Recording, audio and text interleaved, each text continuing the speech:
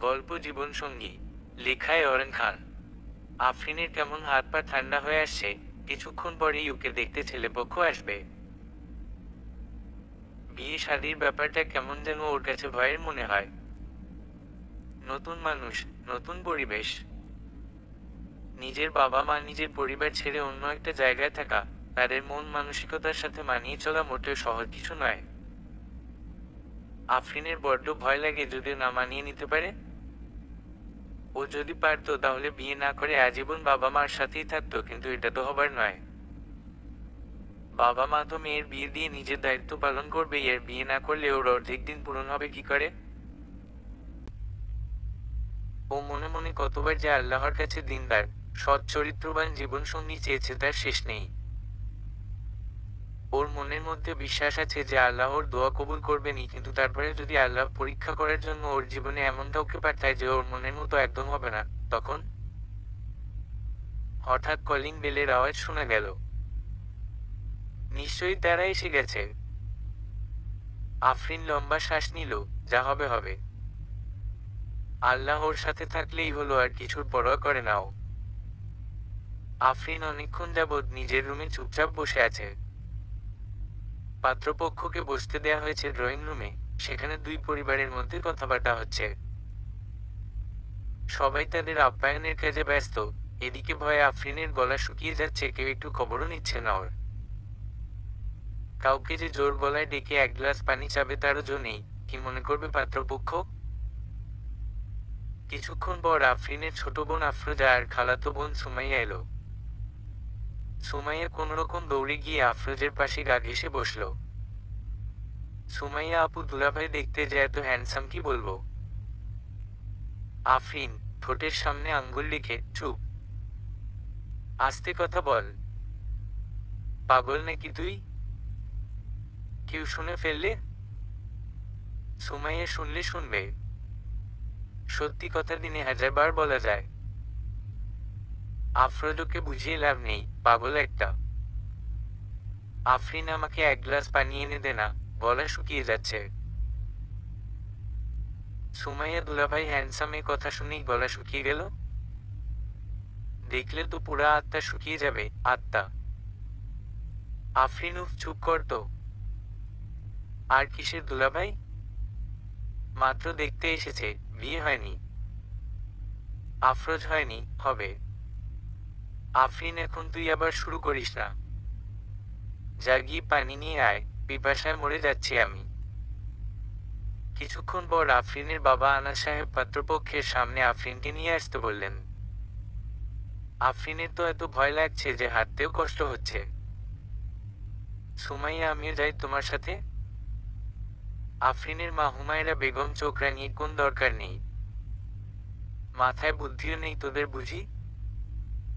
জানিস না এক বোনকে বিয়ে দেওয়ার সময় অবিবাহিত অন্য বোনদের সামনে যেতে নেই? আফরোজ, দুলাভাইকে দেখে ওর মাথা নষ্ট হয়ে গেছে। এই বেয়াদব মেয়েকে আমি সামলাচ্ছি, তোমরা যাও। সুমাইয়া, ইসামি এত খারাপ না যে আমার বোনের জামাইয়ের উপর নজর দিব। আফরিনকে বসানো হয়েছে ঠিক ছেলের মুখোমুখি। এমনি ভয় লাগছিল, এখন আরো ভয় লাগছে। আফরিন মাথা নিচু করে আছে, একবারের জন্য চোখ তুলে তাকাচ্ছে না। যদিও ভার্সিটি লাইফ শেষ করে এসেছে, তারপরও মনে হচ্ছে কি নাকি জিজ্ঞেস করবে এরা, ওর ঠিকমতো উত্তর দিতে পারবে তো। কেমন আছো মা? আস্তে কিন্তু স্পষ্ট স্বরে আফরিন জবাব দিল, আলহামদুলিল্লাহ ভালো, আপনি? হামদুলিল্লাহ। আমি ছেলের বাবা। যদি কিছু মনে না করো, কিছু প্রশ্ন জিজ্ঞেস করতে পারি? দুহাতে নিজের বোরখা একটু খামচে ধরে ও জবাব দিল, জি। আফরিন ঠিক যেমনটা ভেবেছিল তেমন কিছুই হলো না। ছেলের বাবা মা আর ছোট বোন আফরিনকে পড়ালেখা বিষয়ক তেমন কিছু জিজ্ঞেস করল না। শুধু জানতে চাইল কোথা থেকে পড়ালেখা করেছে, কবে বিবিএ পাস করেছে, রান্না বান্না করতে কেমন লাগে, নামাজ কালাম পড়া হয় কিনা, পছন্দের শখ কি। এসবই। এতটা সময় ধরে ও শুধু নিচের দিকেই তাকিয়ে রইল। ওর সামনে ছেলে বসা, তারপরে ওর দেখার সুযোগ হলো না। ছেলে যখন নিজের পরিচয় দিচ্ছিল, নিজের পড়ালেখা, চাকরির ব্যাপারে বলছিল, তখন ও একটা বারের জন্য চোখ তুলে তাকায়নি। কথাবার্তা শেষে পাত্রপক্ষ আফরিনকে ভিতরে নিয়ে যাওয়ার জন্য বলল। রুমে এসে আফরিন ধপাস করে বসে পড়ল। ওকে বসতে দেখে আফরোজ আর সুমাইয়া ওর পাশে গিয়ে বসল। সুমাইয়া আপু বল বল কেমন লাগলো? আফরোজ অনেকগুলো তো শুধু সিভি দেখেই রিজেক্ট করেছে, এনাকে তো রিজেক্ট করার মতো কিছু নেই। পছন্দ হয়েছে না? সত্যি করে বল। আফরিন আমি না ওনার চেহারা দেখিনি।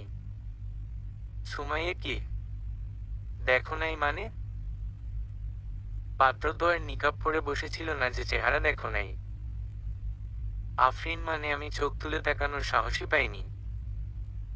আফরোজ হায় আল্লাহ, এতক্ষণ সামনে ছিলে একবারের জন্য তাকাতে পারলে না? সুমাইয়া চলো আমি দেখাচ্ছি। পর্দা একটু সরালেই দেখা যাবে। আফরিন পাগল হয়েছিস তুই? আমি এসব পারবো না। যদি ওনারা দেখে ফেলে আমি লুকিয়ে লুকিয়ে দেখার চেষ্টা করছি তখন? সুমাইয়া আরে ধুর, কিচ্ছু হবে না, চলো তো। আফরোজ সাবধানে, কেউ যেন টের না পায়। সুমাইয়া আফরিনের হাত ধরে টেনে দরজার কাছে নিয়ে যেতেই আনাস সাহেব ঘরে ঢুকলেন। আনাস সাহেবকে দেখে ওরা থমকে দাঁড়ালো। কি ব্যাপার, কি হচ্ছে এখানে? আফরিন না বাবা, কিছু না। হুম, শোনো, তুমি কি ছেলের সাথে একা কথা বলতে চাও? যদি তোমার কিছু জানার থাকে চাইলে কথা বলে জেনে নিতে পারো। আফরিন কি বলবে বুঝতে পারছে না। কথা বলাটা তো জরুরি। কোন কিছুতে আগানোর আগে অন্তত নিজের জিজ্ঞাসার জায়গাগুলো জেনে নেওয়া ভালো। ওকে চুপ থাকতে দেখে আনাস সাহেব বললেন, তোমার ভাইয়ের রুমে গিয়ে বসো, আমি ছেলেকে পাঠাচ্ছি। দরজা খোলা থাকবে, আমরা ড্রয়িং রুমে আছি, তোমার কথা বলে নিজেদের ব্যাপারগুলো ক্লিয়ার করে নাও। আনাস সাহেব চলে গেলেন। পিছন থেকে আফরোজ এসে বলল, নাও, এখন আর উকি দিয়ে দেখতে হবে না। সুমাইয়া এবার অন্তত একটু দুলাভাইয়ের দিকে তাকিয়েও আপাযান। ওদের কারো কথাই আফরিনের কানে যাচ্ছে না। ওর হার্টবিট কেমন বেড়ে যাচ্ছে। কিভাবে কি দিয়ে কথা শুরু করবে কিছুই বুঝতে পারছে না। ঠিকমতো কথা বলতে পারবে কিনা সেটা নিয়েই এখন ওর ভয়। আফরিন ওর ভাইয়ের রুমে বসার 1-2 মিনিটের মাথায় ছেলেটি খোলা দরজাতেই কড়া নাড়ল। আসসালামু আলাইকুম, আসবো? একটু চমকে, হ্যাঁ আসুন। ওয়ালাইকুম আসসালাম। মনে মনে ইস বলে চোখ বন্ধ করে ফেলল আফরিন। বোকা মেয়ে, আগে সালামের উত্তর দেওয়া উচিত ছিল তোর। তারপরে বলা উচিত ছিল ভেতরে আসুন। একটা কাজও যদি তুই ঠিকমতো করতে পারিস। ভালো আছেন? অনেক সুন্দর সাবলীল কণ্ঠ শুনে আফরিন না তাকিয়ে পারল না।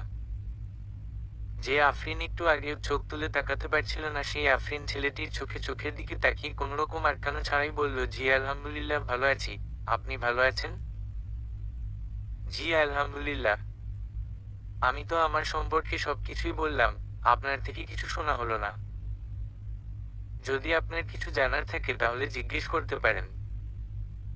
জি, তখন নার্ভাসনেসের জন্য আমি কিছু শুনিনি, আবার বলবেন একটু? কথাটা বলে ও চোখ নামিয়ে নিল। শেষ আফরিন, তুই শেষ। তোর আর বিয়ে হবে না। ছেলে নিশ্চয় মনে মনে ভাবছে তুই একটা বদ্ধ পাগল। ওকে অবাক করে দিয়ে ছেলেটি খুব স্বাভাবিক ভঙ্গিতেই বলল, আমার নাম শুভ্র আহমেদ। আমি একজন আর্কিটেক্ট। পড়ালেখা করেছি এই ইউনিভার্সিটি থেকে। আমি বাবা মার বড় ছেলে, আমার ছোট একটি বোন আছে। আমরা ধানমন্ডিতে থাকি। গ্রামের বাড়ি যশোর। শুভ্র আশা করেছিল এবার আফরিন হয়তো কিছু বলবে, কিন্তু ও চুপ করে নিচের দিকেই তাকিয়ে আছে। তাই ও আবার বলা শুরু করলো, আমার উচ্চতা 5 ফুট 10। আমার ভুনা খিচুড়ি খেতে অনেক ভালো লাগে, পছন্দের রং নীল, আমার ফটোগ্রাফি করতে বেশ ভালো লাগে। আর কিছু বলবো? এবার আফরিনের ঘোর কাটল। চোখ তুলে শুভর দিকে তাকিয়ে বলল, না না ঠিক আছে। এবার সবকিছু শুনেছেন তো ঠিকঠাক? হ্যাঁ। না মানে জি। শুভ্র ওর দিকে তাকিয়ে মুচকি হাসল। হাসিটা দেখে আফরিনের মনের মধ্যে কেমন যেন মোচড় দিয়ে উঠল। ছেলেদের হাসিও বুঝি এত সুন্দর হয়? শুভ্র, এবার আপনার পালা। আপনি কিছু জিজ্ঞেস করুন, তারপর আমার কিছু জানার থাকলে আমি জিজ্ঞেস করে নেব। আর ভয় পাবেন না, যেহেতু এটা জীবনের অনেক বড় একটা ডিসিশন, নার্ভাসনেসের জন্য কোন কিছু বাদ না পড়ে যায়। আপনি আপনার মতো করে প্রশ্ন করুন, আমি কিছু মনে করব না। আফরিন এখন একটু স্বস্তির নিঃশ্বাস ফেলল। আফরিন, আপনি ধর্মের ব্যাপারে কতটা সিরিয়াস? যতটুকু সিরিয়াস হওয়া উচিত ততটুকু হয়তো না, কিন্তু চেষ্টা করি। 5 ওয়াক্ত নামাজ পড়া হয়? প্রশ্নটা করে আফরিনের বুক ধুক ধুক করছে, কেননা এই প্রশ্নের উত্তরের উপর অনেক কিছু নির্ভর করে।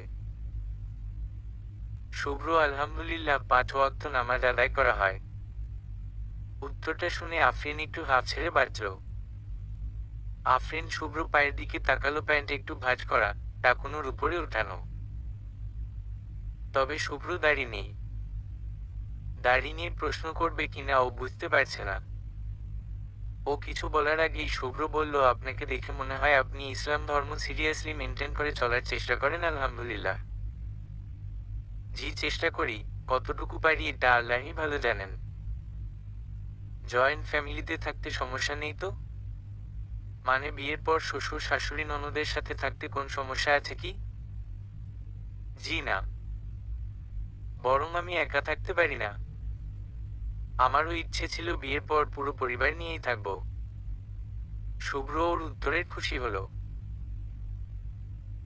আফরিন, দেখুন, আমি পর্দা মেনটেন করার চেষ্টা করি, তাই যদি কখনো আপনি বলেন আপনার কোন বন্ধু বান্ধবের সাথে কোথাও ঘুরতে যাওয়ার জন্য, বা হুট করে বাসায় কতগুলো বন্ধু বান্ধব ডেকে বললেন আমাকে তাদেরকে খাওয়াতে হবে, বা আপনার কোন ছেলে কাজিনদের সাথে গল্প করতে হবে, এমন কিছু হলে তাহলে সেটা আমার জন্য সত্যিই মুশকিল হয়ে যাবে। আমি চাচ্ছি এমন একটা পরিবেশ যেখানে আমি খুব সুন্দরভাবে পর্দা মেনটেন করে চলতে পারবো, কেউ এতে বিরক্ত হবে না, আমার উপর কখনো কিছু জোর করে চাপিয়ে দেবে না। জীবনসঙ্গীর একটা প্রভাব কিন্তু পড়েই সবার জীবনে। এমন না হয়ে যায় যে আমি দিন থেকে ছিটকে পড়ি। আমি এমন একজনকে জীবনসঙ্গী হিসেবে চাই যার সাথে আমার পথ চলা হবে জান্নাত পর্যন্ত। শুভ্র, আপনার চিন্তা ভাবনা অনেক সুন্দর, মাশাআল্লাহ। আমার পরিবারে যদি আপনি যান, যদি আল্লাহ চান আর কি, আমি এই ব্যাপারগুলো খেয়াল রাখবো ইনশাআল্লাহ। আফরিনের মনের মধ্যে আর কোন ভয় কাজ করছে না। শুভ্রর সাথে কথা বলতে ওর কোন জোরতা অনুভব হচ্ছে না। কেন জানি এই মুহূর্তটাতেই মনে হচ্ছে শুভ্রর সাথে সারা জীবন কাটিয়ে দেওয়া যায়। ওদের কথা শেষে পাত্রপক্ষ খাওয়া দাওয়া করে চলে গেল। আনাস সাহেব, হুমায়রা বেগম, আফরিনের বড় ভাই হাসান ও ভাবি তরু ওর রুমে এলো। আনাস সাহেব, তোমার মতামত কি? তরু ছেলে যথেষ্ট ভদ্র, সুন্দর। অপছন্দ হওয়ার তো কারণ নেই, তাই না? হাসান, তোর কেমন লেগেছে বলতে পারিস? আফরিন, আমি আর কি বলবো, তোমরা খোঁজখবর নিয়ে দেখো। আনাস সাহেব, খোঁজখবর তো নেবই। যদি সবকিছু পজিটিভ থাকে তুমি কি এ বিয়েতে রাজি? আফরিন চুপ করে আছে। হুমায়রা বেগম, ও রাজি হবে, সমস্যা নেই, তুমি একটু খোঁজখবর নিয়ে দেখ। আনাস সাহেব, ঠিক আছে তাহলে, আমি দেখছি। বড়রা সবাই চলে যাওয়ার পর আফরোজ আপু, তুমি এমন বোবার মতো হয়ে থাক কেন? সুমাইয়া, সেটাই তো, কেন বললে না যে আমি রাজি? আফরিনকে বললো আমি রাজি। সুমাইয়া বোন, তুমি রাজি না হলে বলো, আমি বিয়ে করে ফেলবো। আফরিন, আমার বলার মানে হচ্ছে আগে খোঁজ খবর নিয়ে দেখুক। আফরোজ ও সুমাইয়া, ও হো হো। আফরিনের গাল কেমন লাল হয়ে গেল। ও হাসি আটকে কোনোরকম বলল চুপ। আফরিনের পরিবার থেকে ওর ভাই শুভ্র অফিস, ওদের থাকার জায়গা আর আশেপাশের সবার কাছ থেকে খোঁজ খবর নিচ্ছে ওদের সম্পর্কে। এখন পর্যন্ত নেগেটিভ কোন কিছুই পাওয়া যায়নি। আফরিনদের ঘরে তো সবাই পজিটিভ। ইতোমধ্যে ছেলে পক্ষ থেকে জানানো হয়েছে যে ওদের কোন আপত্তি নেই এই বিয়েতে। এখন শুধু দুই পরিবারের কথা বলা বাকি। সবাই এটা নিয়ে ভীষণ খুশি। সবার খুশি দেখে আফরিনের মনের মধ্যে কেমন ইতিবাচক চিন্তা দানা বাঁধছে। কেন যেন বিয়ের স্বপ্ন দেখতে শুরু করেছে ও। সব খোঁজখবর নিয়ে জানা গেল ওদের ফ্যামিলি ভালো, ছেলেও ভালো। আর ছেলে একটা ভালো চাকরি করে, আফরিনের কোন সমস্যা হবে না। বিয়ে নিয়ে সিদ্ধান্ত নেওয়ার জন্য ড্রয়িং রুমে সবাই বসলো। আনাস সাহেব সবকিছু বিবেচনা করে তো ভালোই ফলাফল এল। এখন আগাই, কি বলো সবাই? তরু: হ্যাঁ বাবা। বিয়ে শাদী খুব সেনসিটিভ ব্যাপার, এত দেরি করলে আবার যদি না হয়। হাসান: আপনি ওদের কল করেন। আনাস সাহেব: আফরিন, তোমার কি মতামত? আফরিন নিচু স্বরে: তোমরা যা ভালো বুঝো করো। আফরোজ: পাকা কথা দিয়ে ফেলো বাবা।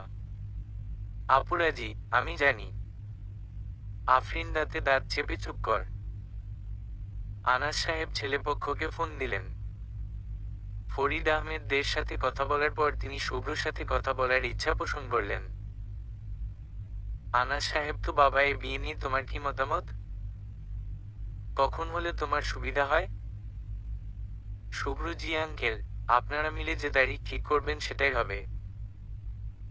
কিছু মনে করো না, বিয়ের ব্যাপারে কথাবার্তা তো সব ভানিয়ে নেওয়া ভালো।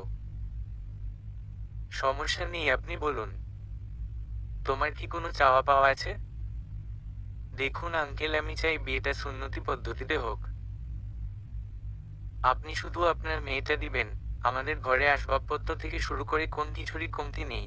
আপনার মেয়ে ভালো থাকবে ইনশাল্লাহ, আমি মোহরানা বিয়ের দিনই পরিশোধ করে দেব। ফোন লাউডসে থাকায় সবাই শুভ্র কথা শুনল। সবাই তো ওর কথা শুনে খুশি হলো খুব। আফরিনের মনে শুভ্রর জন্য সম্মান অনেকটুকু বেড়ে গেল। বিয়ের দিনক্ষণ পাকা হয়ে গেল। আফরিনের কেমন বিশ্বাসই হচ্ছে না যে ওর বিয়ে হতে যাচ্ছে। ওর কেমন যেন লাগছে, সত্যিই কি বিয়ে হচ্ছে ওর? না মানে, এতদিন বান্ধবীদের বিয়ে হতো, ফেসবুকে সবার ম্যারিটাল স্ট্যাটাস দেখতো, যে বিয়ে বিয়ে করে ওকে অনেক কথা শুনতে হতো। সেই বিয়ের দিনক্ষণ কি সত্যিই পাকা হয়ে গেল? সত্যিই কি ও যেমন চেয়েছিল তেমন কাউকে পেয়ে গেল? আল্লাহ কি সত্যিই তাকে পাঠিয়ে দিল যার সাথে ওর অর্ধেক দিন পূরণ হবে? সবকিছু কেমন স্বপ্নের মতো লাগছে ওর কাছে। দুই পক্ষ থেকেই ঠিক হলো যে গায়ে হলুদের কোন অনুষ্ঠান হবে না। বিয়ে আর বৌভাত হবে, তবে আফরিনের পরিবার থেকে বলা হয়েছে ছোটখাটো মেহেদির একটা প্রোগ্রাম করা হবে যেখানে শুধু মেয়েরাই আমন্ত্রিত থাকবে। আফরিনের হবু শাশুড়ি মা আর ননদের সাথে শপিং করলো আফরিন। আফরিন বিয়ের জন্য গাউন টাইপের একটা ড্রেস বানালো, সাথে বড় হিজাব, নিকাব। বিয়ের দিন ও পর্দার সাথেই থাকবে, কেননা আল্লাহর এত বড় হালাল একটা বিধান। ও বেপর্দা হয়ে শুরু করতে চায় না। আফরিনের পরিবার থেকেও শুভ্রর জন্য বিয়ের যাবতীয় জিনিসপত্র কিনে পাঠানো হলো। এর মাঝে আফরিনের সাথে শুভ্র ফেসবুকে একদিন কথা হয়েছিল। বিয়ের ব্যাপারেই টুকটাক কিছু জানার ছিল। বিয়ের জন্য ছুটি নিতে হবে বিধায় শুভ্র বেশি কাজের প্রেশার নিয়ে কাজ এগিয়ে রাখছিল, তাই বিয়ের আগে আফরিনের সাথে ওর আর তেমন কোনো যোগাযোগ হয়নি। মেহেদির প্রোগ্রামে আফরিন সবুজ লেহেঙ্গা পরেছে, সাথে সবুজ অর্নামেন্টস। খুব হালকা করে সেজেছে, কিন্তু তারপরেও ভীষণ সুন্দর লাগছে ওকে। ওর বান্ধবী মীরা ওকে সাজিয়ে দিয়েছে। ওদের ভাড়া বাসার ছাদে আয়োজন করা হয়েছে প্রোগ্রাম। আফরিন বোরকা নিকাব ছাড়া অনুষ্ঠানে বসেছে বিধায় ছেলেদের আমন্ত্রণ করা হয়নি। আফরিনের শ্বশুরবাড়ি থেকে আফরিনের শাশুড়ি, ননদ আর শুভ্র দুটো মেয়ে কাজে এসেছে। আমন্ত্রিত মেহমানদের মধ্য থেকে কিছু কিছু মানুষ গান ছাড়ার অনুরোধ করলেও আফরিন স্পষ্ট জানিয়ে দিল কোন গান বাজনা হবে না। সবাই মিলে মেহেদি দাও, খাওয়া দাওয়া করো, গল্প কর, এটাই আনন্দের। সবার ওর কথা না মেনে উপায় ছিল না, কেননা অনুষ্ঠানটা যে ওকে ঘিরেই। শুভ্র কেমন যেন মন আনচান করছে আফরিনকে দেখার জন্য। শুধু মুখটাই দেখেছে, চুলগুলো দেখার ভীষণ ইচ্ছে। কিন্তু বিয়ের আগে মনে হয় না আফরিনকে দেখার সুযোগ হবে। একবার মনে পড়েছিল যে তুরিনকে বলবে আফরিনের কয়টা ছবি পাঠাতে, পড়ে ক্ষণে মনে করলো যে না থাক, একবারে বিয়ে করে তারপর দেখবে। আর একটা দিনই তো, বিয়ে করে নিজের হক নিয়ে না হয় প্রাণ ভরে দেখবে ওকে। পরের দিন সকাল থেকেই দুই পরিবারের মানুষ খুবই ব্যস্ত। বিয়ে পড়ানো হবে সন্ধ্যায়, কিন্তু সেটার প্রস্তুতি নিতে নিতে পুরো দিন চলে গেল। খুব সুন্দর সাদামাটা ভাবে বিয়ের আয়োজন করা হয়েছে। বিয়ের গেট দিয়ে ঢুকতেই বড় করে পোস্টার টাঙানো হয়েছে, কনের ছবি তোলা নিষেধ। যদিও এই কাজটা করতে চাচ্ছিল না আফরিনের ভাই, কিন্তু আফরিনের জোড়াজুড়িতে না করে পারল না। ছেলেপক্ষ আসার পরে বিয়ের কাজটা সেরে ফেলা হলো। কবুল বলতে যেয়ে আফরিনের শ্বাস আটকে আসছিল যেন। এটা শুধু একটা শব্দ না, এই শব্দটার মানে হলো এই মানুষটার সাথে আমি আমার বাকি জীবনটা কাটিয়ে দিব। এই শব্দটা বলার পরেই একটা অচেনা মানুষের সাথে সবচেয়ে ঘনিষ্ঠ সম্পর্কে জুড়ে যাবে ও। মনের মধ্যে নানান চিন্তা ঘুরপাক খাচ্ছিল। সত্যিই ও সঠিক সিদ্ধান্ত নিল তো? সত্যিই এই মানুষটাই ওর জন্য সঠিক তো? আল্লাহর উপর ভরসা করে কিছুক্ষণ চুপ থাকার পর ও কবুল বলল। শুভ্র কবুল বলার আগে লম্বা শ্বাস নিয়ে নিল। ও জানে এখন থেকে ওকে আরেকজনের দায়িত্ব নিতে হবে, তার সেফটি থেকে শুরু করে সবকিছুর খেয়াল রাখতে হবে। আজ থেকে এমন একটা মানুষের সাথে ও জুড়ে যাবে, যার সাথে বাকি জীবন কাটাতে হবে, যার সাথে ওর সুখ দুঃখগুলো জড়িয়ে যাবে আজ থেকে। বিয়ে মানে অর্ধেক দিন পুরো হওয়ার সাথে দায়িত্ব বেড়ে যাওয়া। শুভ্র মনে হচ্ছিল এত বড় দায়িত্বটাও নিতে পারবে তো। এই দায়িত্ব যাতে ঠিকমতো নিতে পারে সেটার জন্য আল্লাহর কাছে দোয়া করে ও কবুল বলে নিল। বিয়ের আসরে খুব অল্প সময়ের জন্যই আফরিন আর শুভ্রকে পাশাপাশি বসতে দেওয়া হলো। এর আগ পর্যন্ত দুজন আলাদা জায়গায় বসেছিল। দুজনেরই কেমন লজ্জা লাগছে। নিকাবের জন্য আফরিনের মুখ দেখা যাচ্ছে না, এদিকে বেচারা শুভ্র বেশিরভাগ সময় মাথা নিচু করেই কাটিয়েছে। সুমাইয়া দুজনের বেশ কয়েকটা ছবি তুলে রেখেছে মোবাইলে। কোন ক্যামেরাম্যান হায়ার করা হয়নি। নিকটাত্মীয়রা বর বউয়ের সাথে দু একটা ছবি তুলেছে, তাও এক শর্তে যে এগুলো কোন সোশ্যাল মিডিয়ায় পোস্ট করা যাবে না। খাওয়া দাওয়ার পর্ব শেষে আফরিনকে বিদায় দিল ওর পরিবার। বিয়ের জন্য এতদিন যে কানাঘুষা হচ্ছিল, মেয়ের কেন এত দেরিতে বিয়ে হচ্ছে সেটা নিয়ে যেমন চিন্তায় ঘুম হচ্ছিল না, কিন্তু এই বিদায় বেলায় কেমন যেন বুকটা হাহাকার করে উঠল। এখন যেন ওর পরিবারের মনে হচ্ছে বিয়েটা বড্ড জলদি হয়ে গেল না। স্বামীর সাথে এক গাড়িতে পাশাপাশি বসে আফরিন যাচ্ছে শ্বশুর বাড়ি। ওর কাছে সবকিছু কেমন যেন অপরিচিত লাগছে, রাস্তাঘাট, মানুষজন, সবকিছুই। ওর বিশ্বাসই হচ্ছে না যে ওর বিয়ে হয়ে গেছে। মাত্র কয়েক মিনিট হলো বাবা মাকে ছেড়ে এসেছে, এখনই কেমন মন মরে যাচ্ছে তাদের দেখার জন্য। বাকি সময়টা ও কিভাবে কাটাবে? শুভ্র আফরিনকে কি বলে শান্ত করবে ও জানে না। সেই কখন থেকে আফরিন কেঁদেই চলেছে। শুভ্র জানে এখন ওর কোন কথাতেই আফরিনের কান্না থামবে না। ওর টিস্যুর বক্স এগিয়ে দিল আফরিনের দিকে। আফরিন একবার ওর দিকে তাকিয়ে টিস্যু নিয়ে আবার জানালার বাইরের দৃশ্যে নজর দিল। শুভ্র বেডরুমটা আফরিনের বেডরুমের থেকে অনেকটা বড়।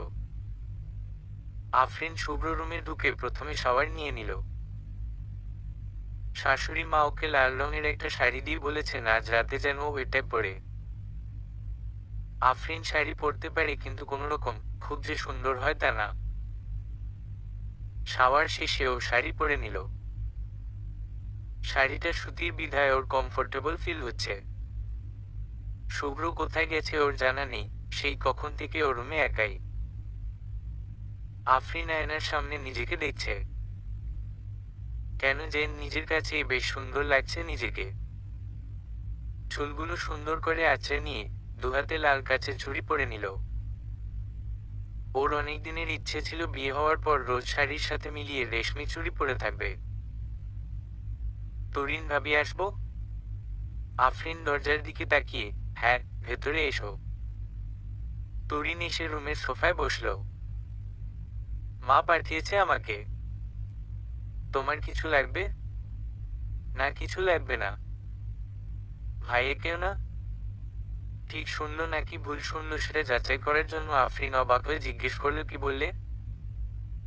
বুঝলাম না। তরিন ফিক করে হেসে ফেলল, কিছু না। তুমি কিছু খাবে? ক্ষুধা লেগেছে তোমার? বিয়েতে তো তেমন কিছু খেলে না। না ক্ষুধা লাগেনি, শুধু এক কাপ কফি হলে ভালো হতো।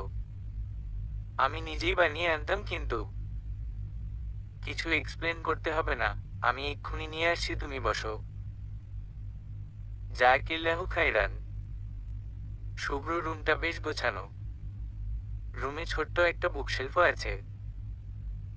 বোঝা যাচ্ছে শুভ্র বই পড়তে ভীষণ ভালোবাসে, যা আফরিনের সাথে একটা অভ্যাস তো মিলল। আফরিন বইগুলো দেখছে, কিছু সায়েন্স ফিকশন, বিদেশি আর্টিকেল আর বেশিরভাগই ইসলামিক বই।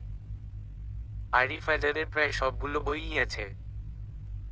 শেলফের পাশে দাঁড়িয়ে দাঁড়িয়ে ও আরিফ আজাদের একটি বই খুলে চোখ বুলাতে লাগলো। হঠাৎ খেয়াল করলো ওর পাশে কেউ কফির মগ ধরে রেখেছে। আফরিনও, এত জলদি কফি বানিয়ে নিয়ে এসেছো তুরি? আফরিন ঘুরতেই দেখে শুভ্র কফির মগ হাতে দাঁড়িয়ে আছে। আচমকা শুভ্রকে দেখে ওর চোখ বড় বড় হয়ে গেল। ওর হাত থেকে বইও পড়ে গেল। ও তাড়াহুড়ো করে উঠাতে গেলে ওর কনুইয়ের সাথে ধাক্কা লেগে শেলফ থেকে আরো কিছু বই পড়ে গেল। ওর অবস্থা বুঝতে পেরে শুভ্র বলল, ইটস ওকে, রিল্যাক্স। মগ দুটো ধরুন। ও বোকার মতো তাকিয়ে আছে শুভ্র দিকে। শুভ্র আবার বলল, ম্যাডাম মগ দুটো ধরুন, আমি বই তুলে রাখছি। ও হ্যাঁ হ্যাঁ। শুভ্র বইগুলো সুন্দর করে আগের জায়গায় গুছিয়ে রাখলো। বই তুলতে তুলতে শুভ্র বলল, দুবার দরজা নক করলাম কিন্তু আপনি কোন জবাব দিলেন না, তাই ভিতর চলে এসেছি। মগ হাতে আফরিন শুভ্রকে দেখছে।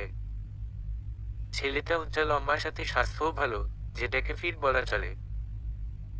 টি শার্ট আর ট্রাউজার পরে আছে, মনে হয় রাতে এসব পরেই ঘুমায়। যাক বাবা, লুঙ্গি তো পরে না অন্তত। আফরিনের এই নিয়ে কত চিন্তা ছিল। মনে মনে ভাবতো, ওর জামাই যদি ভুড়িওয়ালা হয় আর লুঙ্গি পরে থাকে তখন কেমন দেখা যাবে। শুভ্র বই গুছিয়ে হাত বাড়ালো। আফরিন অবাক চোখে ওর হাতের দিকে তাকিয়ে আছে। শুভ্র কি ওর হাত ধরতে চাইছে? কোন কিছু বলা ছাড়াই এমন হুট করে? শুভ্র, দুটো কফি কি আপনিই খাবেন? আমাকে অন্তত একটা দিন। আফরিন নিজের হাতের দিকে তাকালো, ওর দুই হাতে দুটো কফির মগ। ও তাড়াতাড়ি একটা মগ শুভ্র দিকে এগিয়ে দিল। শুভ্র মুচকি হেসে, ধন্যবাদ। আফরিনের মন যাচ্ছে মরে যেতে। কি লজ্জাটাই না পেল। ও এসব কিছুই করতে চায় না, তাও কেন যেন বারবার এরকম লজ্জাজনক অবস্থায় পড়ে যাচ্ছে, ও কিছুই বুঝতে পারছে না। শুভ্র, এখানে সোফায় বসবেন নাকি বারান্দায়? আফরিন কিছু না ভেবেই বলল, বারান্দায় চলুন। বারান্দায় ও দুটো চেয়ার আর ছোট্ট একটা মিনি টেবিল পাতা আছে। ওরা দুজন বসে আছে মুখোমুখি। শুভ্র না চাইতেও বারবার ওর চোখ আফরিনের দিকে চলে যাচ্ছে। হিজাব পরা অবস্থায় ওকে যতটা না সুন্দর লেগেছিল খোলা চুলে, তার চাইতেও ওকে মারাত্মক সুন্দর লাগছে। আফরিনের চুল কোমর ছাড়িয়ে গেছে। শুভ্র তো প্রথম দেখাতেই আফরিনের চুলের প্রেমে পড়ে গেল। আফরিন যে লজ্জায় শুভ্র দিকে তাকাতে পারছে না সেটা বুঝতে পেরে শুভ্র বেশ মজা লাগছে। অন্তত ও আফরিনকে ভালো মতো দেখতে তো পারছে। চোখে চোখ পড়ে গেলে হয়তো এভাবে দেখতে পারতো না। কেউই কথা আগাচ্ছে না দেখে শুভ্রই শুরু করলো, তারপর আপনার খারাপ লাগছে না তো? এবার একটু চোখ তুলে তাকিয়ে আফরিন জবাব দিল, তেমন না, তবে নতুন পরিবেশে মানিয়ে নিতে একটু সময় লাগবে। হুম, সমস্যা নেই, আপনি নিজের মতো করে সময় নিন। থ্যাঙ্কস। যে কোনো সমস্যা হলে আমাকে, তরিনকে বা মাকে জানাবেন। সবাই আপনাকে সাহায্য করবে ইনশাআল্লাহ। উমম। আর শুভ্র থেমে গেল। আফরিন অধীর আগ্রহে শুভ্রের দিকে তাকিয়ে আছে বাকি কথাটুকু শোনার জন্য। শুভ্র ওর দিকে তাকিয়ে আবার বলা শুরু করলো, নতুন এই সম্পর্কটা নিয়ে আপনার চিন্তা করতে হবে না। আমাদের সামনে এখনো অনেক সময় আছে, তাড়াহুড়ার কিছু নেই। আমরা আস্তে ধীরেই আগাবো। প্রথমে একে অপরকে ভালো মতো জেনে নেই, তারপর কমফোর্টেবল হলে আগানো যাবে। আফরিন উত্তরে আস্তে করে বলল, জি। আফরিনের কেমন বিশ্বাস হচ্ছে না, সত্যিই কি শুভ্র এতটাই ভালো? ওর মনে শুভ্রর জন্য আরেক ধাপ সম্মান বেড়ে গেল। প্রায় অনেকক্ষণ যাবৎ শুভ্র আফরিনের দিকে ফ্যালফ্যাল করে তাকিয়ে আছে। আফরিন সেটা বুঝতে পারছে। পরিবেশটা কাটিয়ে ওঠার জন্য ও হঠাৎ বলল, দেখুন আকাশে চাঁদটা সুন্দর না? শুভ্র চাঁদের দিকে না তাকিয়ে আফরিনের চোখের দিকে তাকিয়েই বলল, হ্যাঁ অনেক সুন্দর। আফরিন লজ্জায় চোখ নামিয়ে নিল। শুভ্র লক্ষ্য করল আফরিনের দুগাল লজ্জায় কেমন লাল হয়ে গেছে। ও এতদিন ভাবতো লজ্জা পেলে হয়তো শুধু কার্টুন ক্যারেক্টারদের গালই এরকম টমেটোর মতো লাল হয়ে যায়। আজকে ও প্রমাণ পেয়ে গেল এরকম মানুষেরও হয়। শুভ্র মসজিদে যাবে ফজরের নামাজ পড়তে, এইদিকে আফরিন আগাগোড়া কাঁথায় মুড়িয়ে এখনো ঘুমোচ্ছে। ওর ঘুম নষ্ট করতে ইচ্ছা করছে না, এদিকে ফজরের ওয়াক্তও চলে যাচ্ছে। শুভ্র কি করবে বুঝতে না পেরে শেষে আলতো করে ডাকলো, আফরিন শুনছেন? আফরিনের কোনো হেলদোল নেই। শুভ্র আবার ডাকলো, আফরিন। আফরিন মুখের উপর থেকে কাঁথাটা একটু সরিয়ে চোখ বন্ধ করেই, আম্মু এক কাপ কফি বানিয়ে দিবা? শুভ্র গলা খেকিয়ে বলল, হুম। আগে নামাজটা পড়ে নিন। এবার আফরিনের ঘোর কাটল। ও চোখ খুলে লাফ দিয়ে বসলো, আরে আপনি? ওর এরকম আচমকা প্রতিক্রিয়া দেখে শুভ্র কিছুটা ঘাবড়ে গেল। নিজেকে সামলে কোনোরকম বলল, আপনি ঠিক আছেন? আমাকে চিনতে পারছেন না? আমি শুভ্র। কালকে না আমাদের বিয়ে হলো? আফরিনের মাথায় যেন বাজ পড়ল। এরকম পাগলামি ও কি করে করতে পারে? নিজের বিয়ের কথা ভুলে গেল ঘুম থেকে উঠে। কি মনে করবে শুভ্র ওকে? আফরিন এতটাই হতভম্ব হয়ে গেল যে কি বলবে তা বুঝতেই পারছে না। শুভ্র, আপনি ফ্রেশ হয়ে সালাত আদায় করে নিন, আমি মসজিদে যাচ্ছি। শুভ্র মুচকি হেসে চলে গেল আর আফরিন ফ্যালফ্যাল করে ওর দিকে তাকিয়ে রইল। আফরিন নামাজ পড়ে ড্রয়িং রুমে গেল। ওর শাশুড়ি আর শ্বশুর চা খাচ্ছিলেন সোফায় বসে। মরিয়ম, আফরিনের শাশুড়ি, আরে আফরিন এসো, চা খাবে? আফরিন, না আন্টি। আপনাদের কিছু লাগবে? আমি নাস্তা বানিয়ে দিব। মরিয়ম, না না, এত সকালে নাস্তা বানাতে হবে না। সবার অফিস টাইম সকাল 9টা হওয়াতে 8টার দিকে নাস্তা করা হয়। আর তোমার এসব নিয়ে চিন্তা করতে হবে না, আমি বানাবো। আফরিন জি। আর আমাকে আন্টি না, মা বলে ডাকবে অথবা আম্মু। এখনো কি এসব শিখিয়ে দিতে হবে? হুম। ফরিদ আহমেদ, আচ্ছা ওসব কথা পড়ে বলো তোমরা। তুমি যে ঘুমো কিছুক্ষণ। আফরিন জি। ফজরের নামাজ পড়ে ঘুমানোর অভ্যাস আফরিনের আছে, কিন্তু ও ভাবলো শ্বশুরবাড়িতে ফজরের নামাজের পর নাস্তা বানানোটাই মনে হয় উত্তম হবে। ওর শ্বশুর শাশুড়ির এরকম আদর সুলভ আচরণ দেখে বেশ ভালোই লাগছে ওর। যাক, ভালোই হলো, এমনিতেও মাথা ভন ভন করছিল। কাল সারা রাত ঠিকমতো ঘুমাতে পারেনি ও। অপরিচিত জায়গা, অপরিচিত বিছানা, পাশে নতুন একজন মানুষ, সব মিলিয়ে সারা রাত নির্ঘুম কেটেছে। এখন সকালে ঠিকমতো না ঘুমালে সারা দিন আর চলতে পারবে না ও। রাতে আবার বৌভাতের অনুষ্ঠান, অনেক এনার্জি দরকার এসবের জন্য। আফরিন কাঁথা মুড়ি দিয়ে আবার ঘুম দিল। আফরিনের যখন ঘুম ভাঙল তখন ঘড়িতে 9:30 বাজে।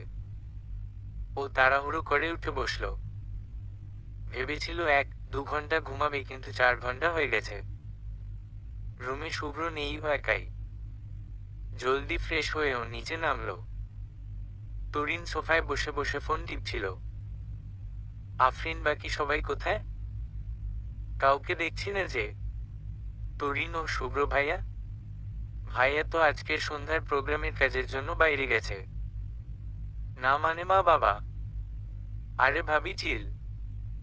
বাবা আর শুভ্র ভাইয়া গেছে প্রোগ্রামের কাজে, আর আম্মু গেছেন ফুফুদের সাথে শপিংয়ে, তাদের কিছু কেনাকাটা বাকি। ও আচ্ছা। টেবিলে নাস্তা রাখা আছে, তুমি নাস্তা করে নাও, তারপর আমরা গল্প করব। তুমি করবে না? আমার নাস্তা ডান। আচ্ছা। তুরিনের সাথে আফরিন ছাদে গেল। ছাদে অনেক রকম ফুলের গাছ, কিছু ফলের গাছও আছে, আর পাশে কিছু টবে সবজি। তুরিন, জানো ভাবি, এই সবগুলো ফুল গাছ কিন্তু ভাইয়া লাগিয়েছে। ওহ তাই? তোমার ভাইয়ের বাগান বুঝি খুব পছন্দ? হ্যাঁ। আমাদের বাড়ির সামনে কিছুটা জায়গা থাকলে ভাইয়া সেখানে বাগান করতো, কিন্তু আফসোস তেমন জায়গা নেই। এমনিতে ছাদও বেশ ভালোই সুন্দর করে সাজিয়েছে। হুম। আমার ভাইয়া কিন্তু অনেক রাগী জানো। না তো। আরে ভয় পেও না। ভাইয়ার রাগী ঠিক আছে, কিন্তু মনের দিক থেকে বেশ ভালো। আমার বাবা মার আদর্শ ছেলে। তোমার হয়তো আদর্শ হাজবেন্ড হিসেবে পরিচয় পাবে। তবে আমাকে কম বেশি বকাবকি করে বুঝেছো, পড়ালেখা ঠিকমতো করি না যে এই জন্য। তাহলে তো বকা শোনারই কথা। বিয়ে হতে না হতেই তুমি ভাইয়ার পক্ষ নিয়ে নিলে। আমি কিছু জানি না, তুমি আমার ভাবি, তুমি সব সময় আমার পক্ষে থাকবে। ভাইয়ার হাত থেকে আমাকে প্রোটেক্ট করবে, ঠিক আছে? আচ্ছা ঠিক আছে। সারাদিনে আফরিনের সাথে শুভ্র দেখাই হলো না। শুভ্র মাগরিবের নামাজ পড়ে একবারে কমিউনিটি সেন্টারে গেল। আফরিন ডন টাইপ বোরখা পরে বসে আছে। শুভ্রকে দেখে কেমন যেন একটু স্বস্তি লাগলো আফরিনের। এতগুলো অপরিচিত মুখের মধ্যে ওই মুখটাকে একদিনের মধ্যেই কেমন আপন মনে হচ্ছে। বউ ভাতে শুভ্র নিজ দায়িত্বে কাউকে ছবি তোলা থেকে বিরত রাখল। ওরা দুজন পাশাপাশি বসে আছে। এরকম চুপচাপ বসে থাকাটাও কতটা বিরক্তিকর। আফরিনের মনে হচ্ছে এখান থেকে উঠে গিয়ে বিছানায় কিছুক্ষণ বরাবরি করতে পারলে ভালো হতো। আশেপাশের মানুষজন বারবার আসছে, কথা বলছে, এই জন্য শুভ্র সুযোগ পাচ্ছে না আফরিনের সাথে কথা বলার। শুভ্র কিছুটা হলেও বুঝতে পারছে এভাবে চুপচাপ থাকতে থাকতে হয়তো আফরিনের বিরক্ত লাগছে। আফরিনের পরিবারের সবাই আসল শুধু ওর মা ছাড়া। কেননা আফরিনের ওর বরকে বরণ করার জন্য হলেও কাউকে ঘরে থাকা প্রয়োজন। আফরিন কেন যেন খুব ইমোশনাল হয়ে গেল। মাত্র একটা দিনের ব্যবধানে মনে হচ্ছিল কত বছর যাবত ও ওর পরিবারের মানুষজনকে দেখে না। ও নিজের বোন আর বাবাকে জড়িয়ে ধরে কেঁদে দিল।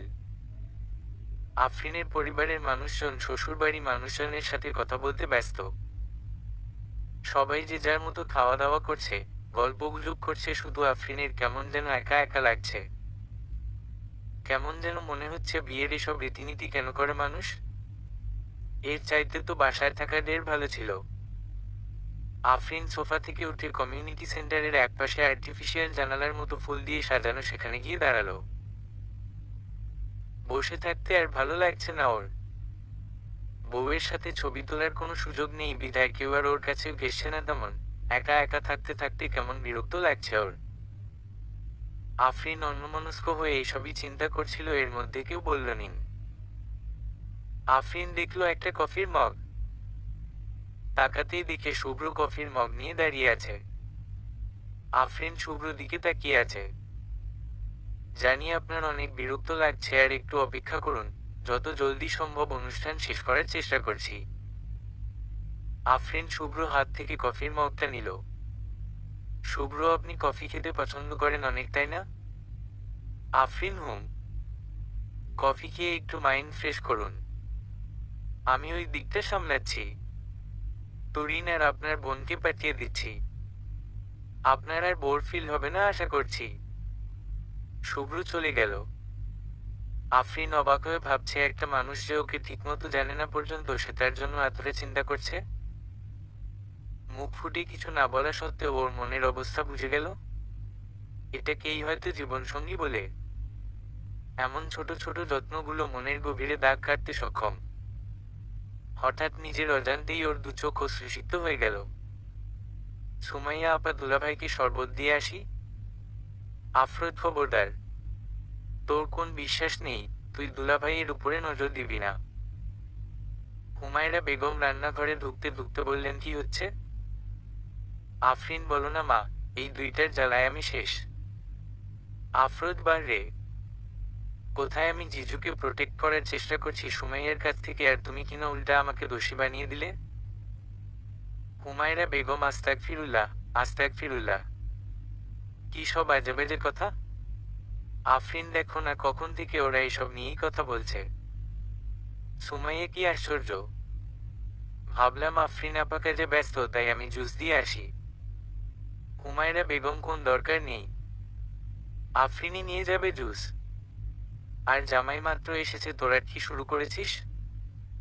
আফরিনের ঘর ফুল দিয়ে সুন্দর করে সাজানো হয়েছে। শুভ্র আফরিনের বিছানায় বসে আছে।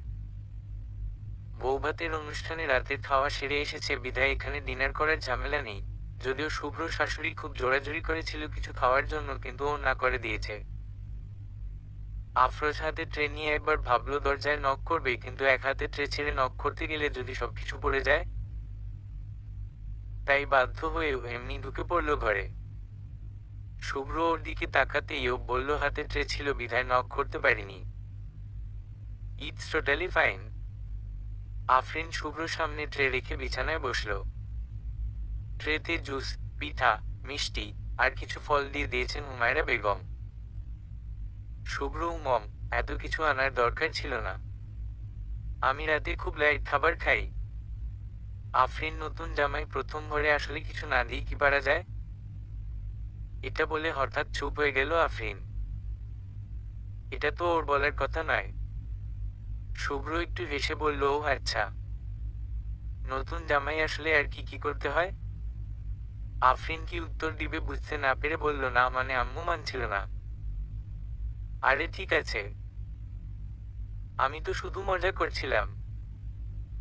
হুম, রুমটার ডেকোরেশন ভালোই হয়েছে। আফরিন চোখ বুলিয়ে দেখে বিছানার উপর ফুল বসানো। আফরিন, আমি এক্ষুনি এগুলো পরিষ্কার করে দিচ্ছি।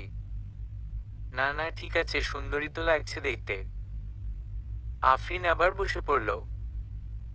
ও বুঝতে পারছে না শুভ্র আসলে চাইটা কি। আফরিন এপাশ ওপাশ করছে, কেন যেন ওর ঘুম আসছে না। আজকে তো ও নিজের বিছানায় নিজের রুমে শুয়ে আছে, তারপরও কেন যেন ঘুম আসছে না।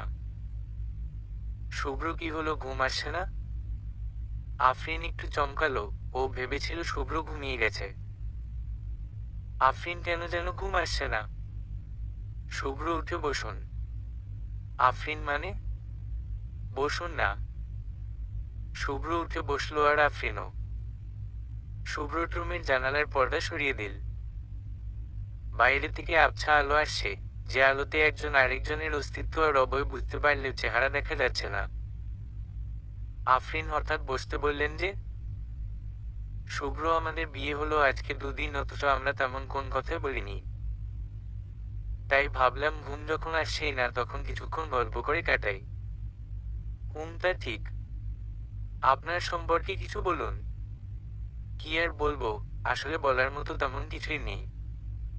আমার সাদামাটা চলাফেরা, সাধারণ জীবন। আমার জীবনে নিয়ে কেউ কখনো ইন্টারেস্ট ফিল করেছে বলে আমার মনে হয় না। কে বলেছে ইন্টারেস্ট নেই? আমার তো আপনাকে জানার অনেক ইন্টারেস্ট রয়েছে। আমি আপনাকে অনেক ভালোভাবে জানতে চাই, বুঝতে চাই। যেন আপনার 10 বছরের পরিচিত কেউ এলেও তার চাইতেও আমি আপনার ব্যাপারে বেশি কিছু বলতে পারি। আফরিন এটার উত্তরে কি বলবে ওর জানা নেই। একটু অবাক হলেও কেন যেন ভালো লাগছে ওর। এভাবে কখনো কেউ বলেনি ওকে। শুভ্র, কি হলো বলুন। আপনার ছোটবেলা কিভাবে কেটেছে? স্কুল লাইফ, কলেজ লাইফ কেমন ছিল?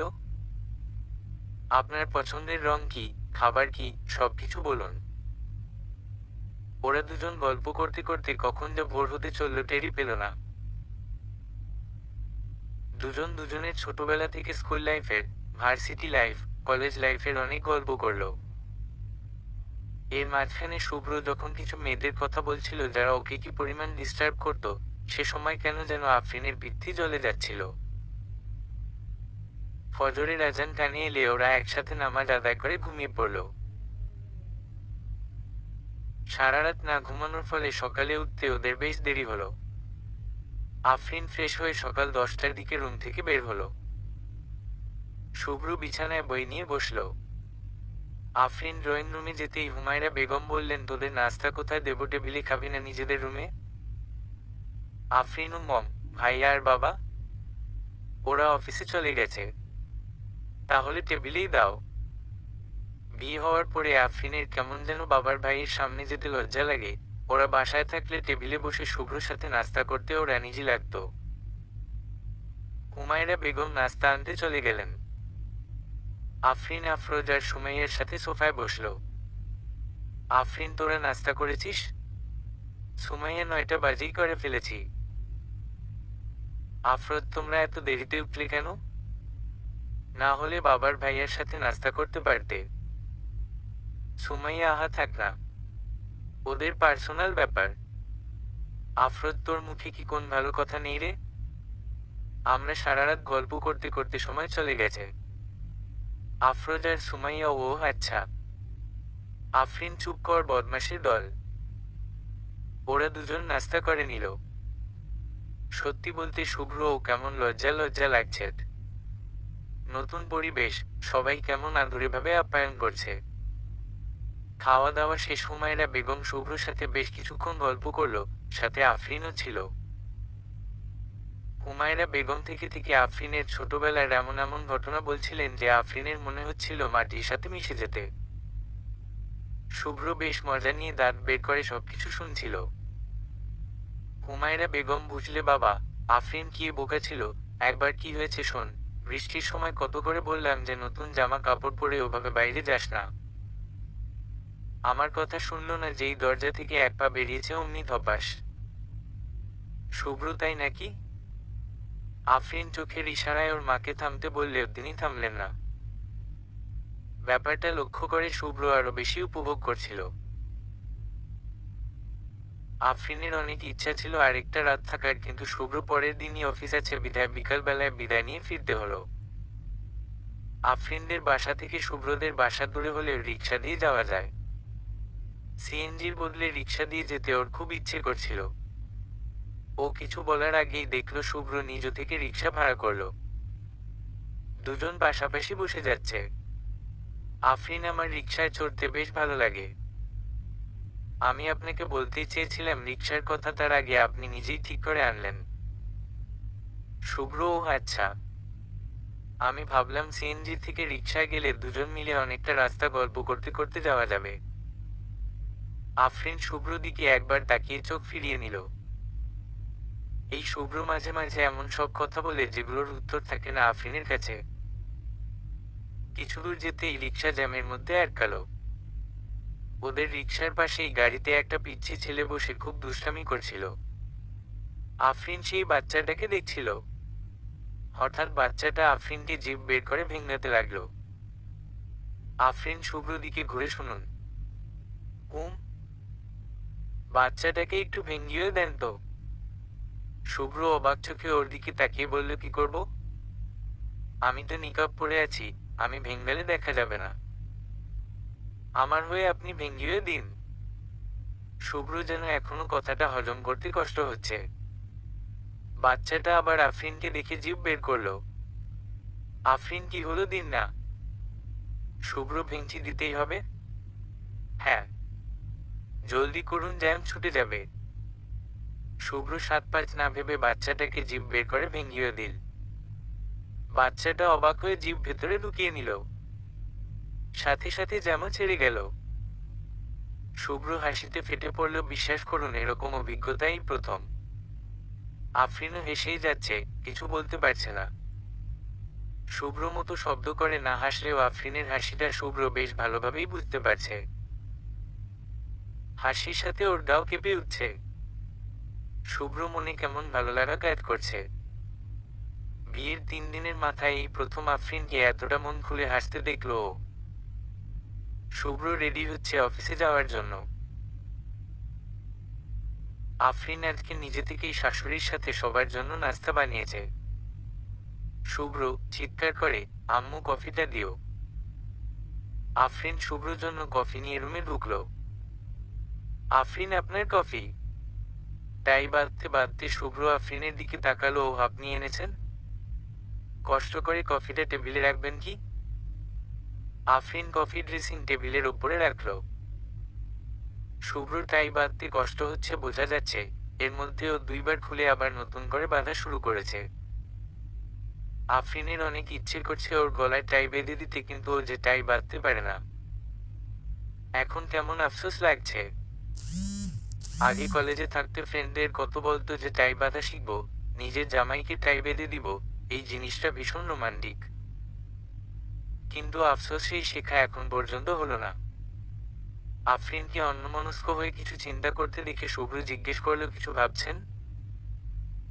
আফরিন তাকিয়ে দেখে শুভ্র টাই বেঁধে ফেলেছে, ওর হাতে এখন কফির মগ। আফরিন, না কিছু না। নাস্তা করবেন না?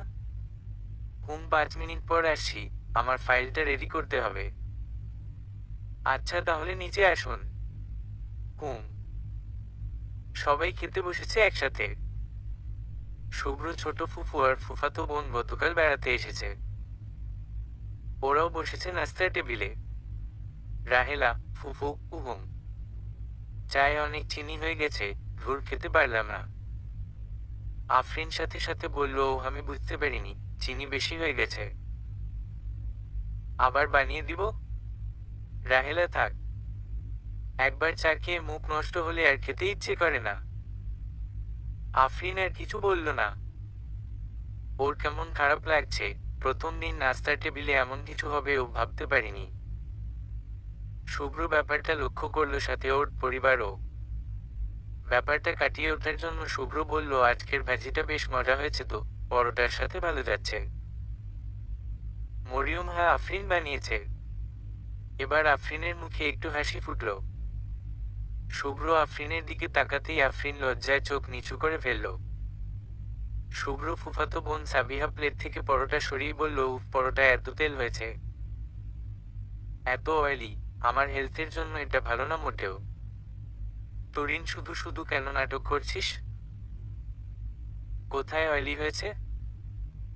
ঠিকই তো আছে। শুভ্র, তুই কি আম্মুর হাতের পরোটা আজকে নতুন খাস নাকি? এবার সাবিহা একটু ভাবাচেকা খেয়ে গেল। ও ভেবেছিল পরোটাও বুঝি আফরিনই বানিয়েছে। ফরিদ আহমেদ, খাবার সময় এত ঘ্যান ঘ্যান ভালো লাগে না, যে যার মতো খেয়ে ফেলতো। সবাই নিঃশব্দে খাওয়া শেষ করলো, কেউ আর কিছু বলল না। আফরিন বারান্দায় বসে আরিফ আজাদের বই পড়ছিল। হঠাৎ করে ছোট ফুফু ঢুকলো রুমে। রাহেলা, কি করা হচ্ছে এখন? আফরিন বুঝতে পারেনি যে ওর ঘরে কেউ ঢুকেছে। রাহেলা বেগমকে ঘরের ভেতরে আসতে দেখে ও তাড়াহুড়ো করে বারান্দা থেকে রুমে ঢুকলো। ও ফুফু, বসুন না। না থাক, দেখতে এলাম নতুন বউ কি করে। আফরিনের হাতে থাকা বই লক্ষ্য করে রাহেলা বলল, বই পড়া হচ্ছে নাকি? জি, ওই একটু। বাহ, তোমাদের আরামের শরীর। শ্বশুর বাড়িতে এসেও বাপের বাড়ির মতো জীবন কাটাও। আমি যখন বিয়ে করে ঘরে গিয়েছি, প্রথম দিন থেকেই ঘরের পুরো দায়িত্ব আমার কাঁধে ছিল। আফরিন কি বলবে বুঝতে পারছে না। ওর দ্বারা কি কোন ভুল হয়ে গেল? রাহেলা, তা রান্না বান্না পারো কিছু? ওই একটু ভাজি আর চা তো সবাই বানাতে পারে, বাকি রান্নাগুলো পারো করতে? জি, মোটামুটি। এখনো সব রান্না পারো না? বয়স তো কম হয়নি তোমার, তাই না? শুভ্র থেকে কয় বছরের ছোট তুমি? দেখে তো ওর বয়সেরই মনে হয়। এত দেরিতে বিয়ে হলো যে? আফরিন দুহাত কুচলাচ্ছে। ওর কেমন যেন কান্না পাচ্ছে, কিন্তু ও চায় না ফুফুর সামনে কাঁদতে। ও প্রাণপণে চেষ্টা করছে নিজের চোখের পানি আটকে রাখতে।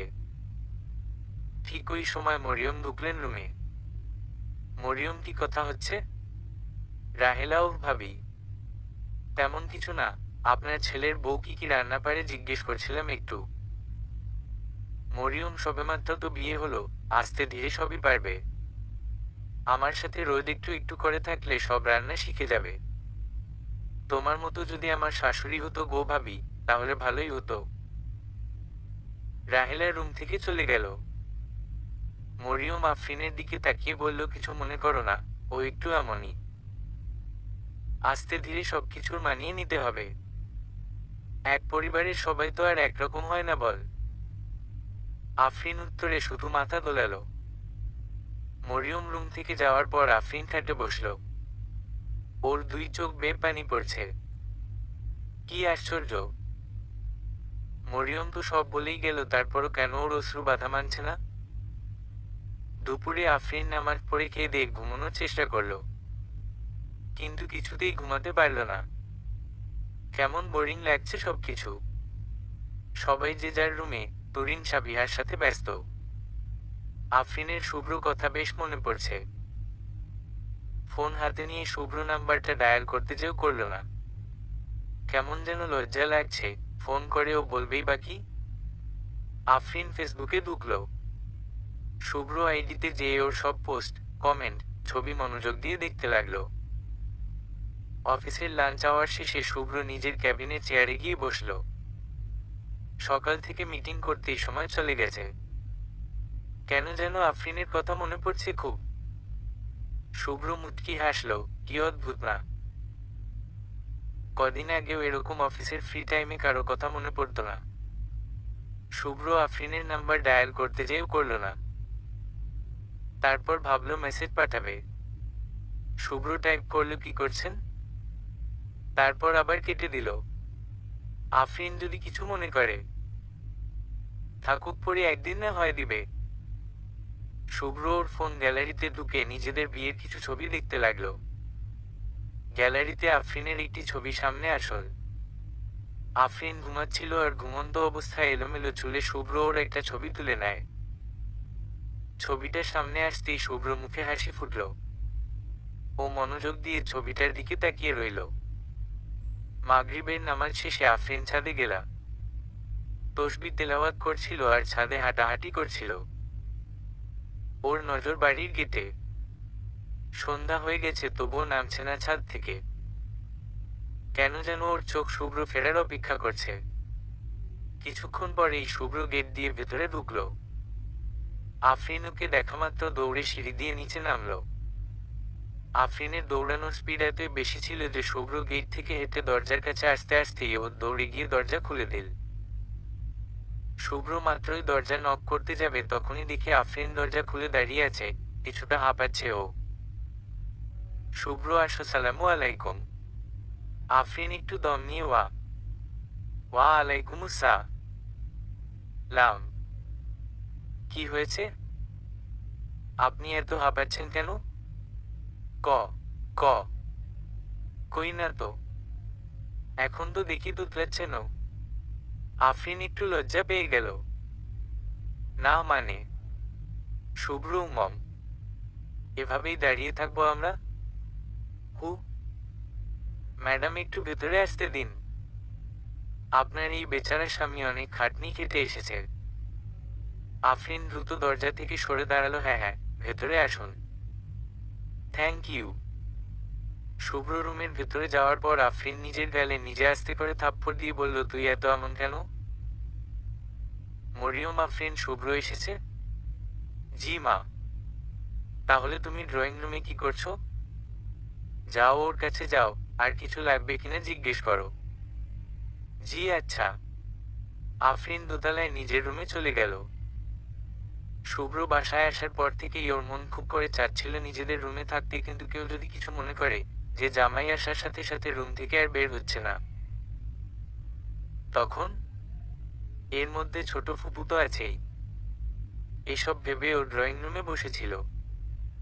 শুভ্র শাওয়ার নিয়ে বের হয়ে দেখে আফরিন ওয়াশরুমের সামনে পায়চারি করছে।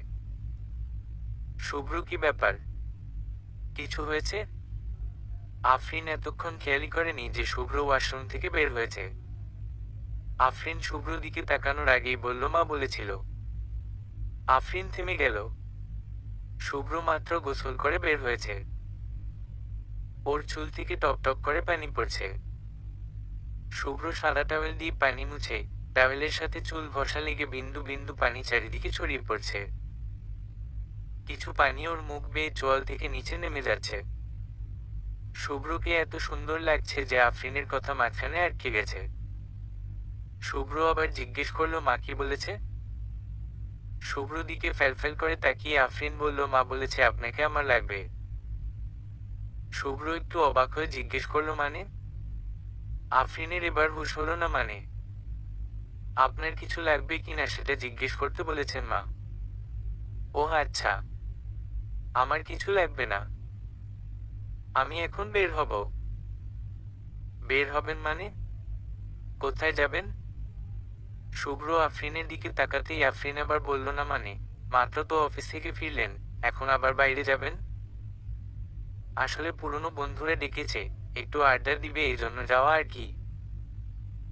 ওহ, কখন ফিরবেন?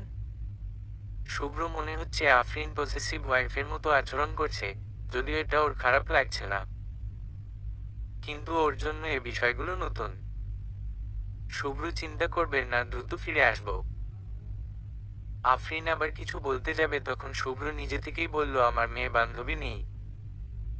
আফরিন আস্তে করে বলল, ও একটু লাজুক ভঙ্গিতে হেসে নিজের চুলগুলো কানের পেছনে নিল। আফরিন বুঝতে পারছে না শুভ্র কি করে ওর মনের কথাটা বুঝে গেল। শুভ্র ফিরতে ফিরতে খানিকটা দেরি হয়ে গেল, তবে ওর ডিনারের আগেই ফিরে এসেছিল। ডিনার করার পর সাবিহা জিদ ধরল লুডো খেলার জন্য। আফরিন তো এসব খেলা ছেড়েই দিয়েছে, ইসলামে এটা নিয়ে নিষেধাজ্ঞা আছে। আফরিন কিছু বলল না, চুপ করে আছে। ও দেখতে চাচ্ছে শুভ্রর প্রতিক্রিয়া কি। একে তো সাবিহা আর শুভ্র বাইরে মাহরাম, তার ওপর লুডোর মতো একটা খেলা। সত্যিই যদি এখন শুভ্র সাবিহার সাথে লুডো খেলতে বসে ওর ভীষণ খারাপ লাগবে। সাবিহা, শুভ্র ভাইয়া চলো জুটি বেঁধে লুডো খেলি। শুভ্র, তোদের খেলতে মন চাইলে তোরা খেল, আমাকে কেন টানছিস? আর এইগুলা খেলা ঠিক না। আফরিন স্বস্তির নিঃশ্বাস ফেলল। সাবিহা উঠে দাঁড়ালো, প্রায় শুভ্র হাত ধরে ফেলেছিল এমন অবস্থা। শুভ্র ওর থেকে একটু সরে দাঁড়ালো। সাবিহা, শুভ্র ভাইয়া প্লিজ প্লিজ প্লিজ প্লিজ চলো না খেলি। শুভ্র, বললাম তো খেলবো না, আমার অনেক কাজ আছে। শুভ্র নিজের রুমে চলে গেল, ওর পেছনে পেছনে আফরিনও চলে গেল। আফরিনের মনের মধ্যে কেমন আগুন জ্বলে যাচ্ছে। এই সাবিহা মেয়েটা শুভ্রর সাথে এরকম কেন করে? ওর সুন্দর জামাইটার উপর সাবিহার কোন নজর নেই তো? শুভ্র সোফায় বসে সামনে রাখাটি টেবিলের ওপর ল্যাপটপ রেখে অফিসের কাজ করছে। আফরিন বারান্দায় দাঁড়িয়ে আছে চুপচাপ। কাজের ফাঁকে শুভ্র আফরিনের দিকে তাকালো। আফরিন এক নজরে আকাশের দিকে তাকিয়ে আছে। শুভ্র কেমন খারাপ লাগছে আফরিনের, নিশ্চয়ই অনেক বোরিং ফিল হচ্ছে। শুভ্র কাজ রেখে উঠে আফরিনের পাশে বারান্দা দাঁড়ালো। শুভ্র, আপনার কি বোরিং লাগছে? একটু চমকে, না মানে আমি খুবই দুঃখিত, আসলে অফিসে একটু কাজের চাপ বেশি। কালকে মিটিং আছে, সেটার জন্য কিছু কাজ বাকি যা রাতের মধ্যেই কমপ্লিট করতে হবে। না না ঠিক আছে, আপনি আপনার কাজ করুন, কিছুক্ষণের মধ্যে আমার কাজ শেষ হয়ে যাবে। ততক্ষণ না হয় আপনি বই পড়ে কাটান। বই পড়তে নিশ্চয়ই ভালোবাসেন। হুম। আফরিন বই নিয়ে বিছানার দিকে যেতে নিলে শুভ্র ডাকলো, আফরিন। হুম। সোফায় বসুন না, আমার পাশে। আফরিন একটু অবাক হয়ে শুভ্রর দিকে তাকিয়ে রইল। শুভ্র মৃদু হেসে ল্যাপটপের দিকে চোখ দিল। আফরিন বই হাতে নিয়ে শুভ্র পাশে বসল। শুভ্র নিজের মতো করে কাজ করে যাচ্ছে আর আফরিন বই পড়ছে, কিন্তু দুজনেই অনুভব করতে পারছে দুজনের উপস্থিতি। মাঝে মাঝে উকি দিয়ে একজন আরেকজনকে দেখছেও। আফরিন বই পড়তে পড়তে কুশনের উপর হাত দিতেই কিছু অনুভব করল। ওর হাত শুভ্র ওর হাতের উপরে ছিল। আফরিন দ্রুত হাত সরিয়ে নিল। শুভ্র মৃদু হেসে কুশন আফরিনের দিকে এগিয়ে দিল। আফরিন কুশন নিয়ে নিজের পিঠের পেছনে রাখল। কেউ কোনো কথা বলছে না, কিন্তু তারপরও এক অদ্ভুত আনন্দ মনে নাড়া দিয়ে যাচ্ছে দুজনের। শুভ্র জানে এরকম স্তব্ধতার মধ্যেও এক অন্যরকম ভালো লাগার অনুভূতি আছে। শুভ্র আফরিনকে নিজের ভালোবাসার ভুবনে আগলে রাখতে চায়, ঠিক যেমনভাবে সে সেজদায় আল্লাহর কাছে দোয়া করত এমন জীবন সঙ্গী দেওয়ার জন্য যার সাথে ও দুনিয়া এবং আখিরাতের জীবন কাটিয়ে দিবে, যাকে আগলে রাখবে পরম ভালোবাসার যত্নে। শুভ্র আর আফরিন শুয়ে পড়েছে। শোয়ার পর পরই ওরা ঘুমিয়ে যায় না, টুকটাক গল্প করে। ওদের রুমে লাইট অফ, কেউ কারো চেহারা দেখছে না, কিন্তু দুজন দুজনের অস্তিত্ব টের পাচ্ছে খুব ভালো করেই। আফরিন, উমম কিছু মনে না করলে আপনাকে একটা প্রশ্ন জিজ্ঞেস করব? শুভ্র, হ্যাঁ করুন। প্রশ্নটা আমি শুরু থেকেই করতে চাচ্ছিলাম, কিন্তু করা হয়ে ওঠেনি। একটু অবাক হয়ে, কি সেটা? না মানে, আপনি 5 ওয়াক্ত নামাজ পড়েন, ইসলামের বিধি বিধান মেনে চলার চেষ্টা করেন, কিন্তু চোখ বন্ধ করা অবস্থায় শুভ্র মৃদু হেসে বলল, আমি দাড়ি কেন রাখিনি তাই তো?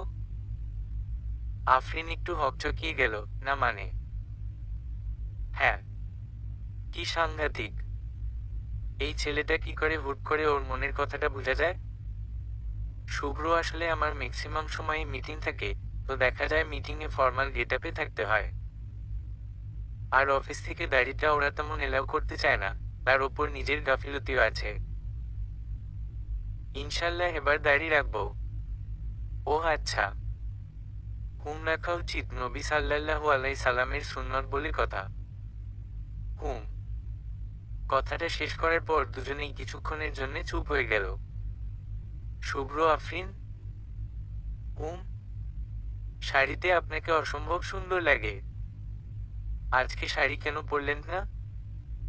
না মানে? এমনি আমি ভাবলাম। ক্ষীণস্বরে, আপনি হয়তো লক্ষ্য করেন না। আমি আপনাকে সব সময় লক্ষ্য করি। আপনি জানেন আপনাকে কখন সবচেয়ে বেশি সুন্দর লাগে? হ্যাঁ। আপনি যখন লজ্জা পেয়ে চোখ নিচু করে গালের সামনে আসা চুলগুলো হাত দিয়ে কানের পেছনে গুটিয়ে নেন, ঠিক সেই মুহূর্তে আপনাকে ভীষণ সুন্দরী মনে হয়। সৌন্দর্য কখনো শুধু চেহারা দিক দিয়ে হয় না, মানুষের মন মানসিকতা আর কিছু আচরণ মানুষকে আরো বেশি সুন্দর করে তোলে। আফরিনের হার্টবিট এমনভাবে ওঠানামা করছে যেন হৃৎপিণ্ডটা ছিটকে বেরিয়ে আসবে। শুভ্র আবার বলল, আপনার গাল দুটো এখন অসম্ভব লাল হয়ে গেছে, লাইট জ্বালানো থাকলে দেখতে পারতাম। তবে সমস্যা নেই, আমি এমনিতে সেটা বুঝতে পারছি। আফরিন নিজের হাত দিয়ে গাল বুলিয়ে দেখল কেমন গরম হয়ে গেছে। আফরিন কেমন যেন নিজের চিন্তায় এলোমেলো হয়ে যাচ্ছে, উপর জামাইটা এত জোস কেন? শুভ্র মৃদু হেসে বলল, গুড নাইট। আফরিন হু গ গুড নাইট। সকালে নাস্তা রেডি করে আফরিন শুভকে নাস্তা করার জন্য ডাকতে এল। শুভ্র আজকের টাইয়ের সাথে যুদ্ধ করছে। আফরিন গত 2 দিন ধরে ইউটিউব দেখে প্র্যাকটিস করেছে টাই বাঁধার। ও রুমে ঢুকতে ঢুকতে বলল, মম, আমি বেঁধে দিব? শুভ্র একটু অবাক দৃষ্টিতে ওর দিকে তাকালো। আফরিন, না মানে নাস্তা রেডি? সবাই নাস্তা করতে বসবে, আপনার লেট হয়ে যাবে এই জন্য আর কি।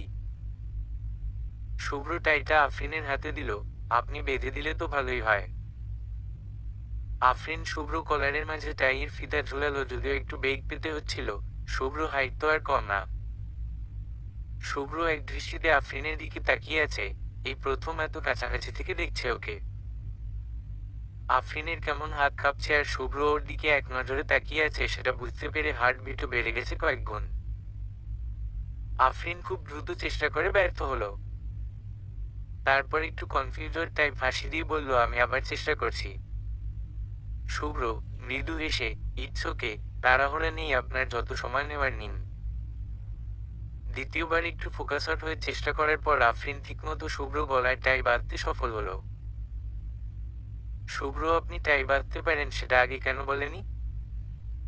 শুধু শুধু এত কষ্ট করলাম এই কদিন। আফরিন লাজুক ভঙ্গিতে খুশি হয়ে মুখ নিচু করে ফেলল। শুভ্র কাজ ছেড়ে চুল কানের পিছনে নিতে যেয়ে কেমন পা পিছলে পড়ে যেতে নিল ও।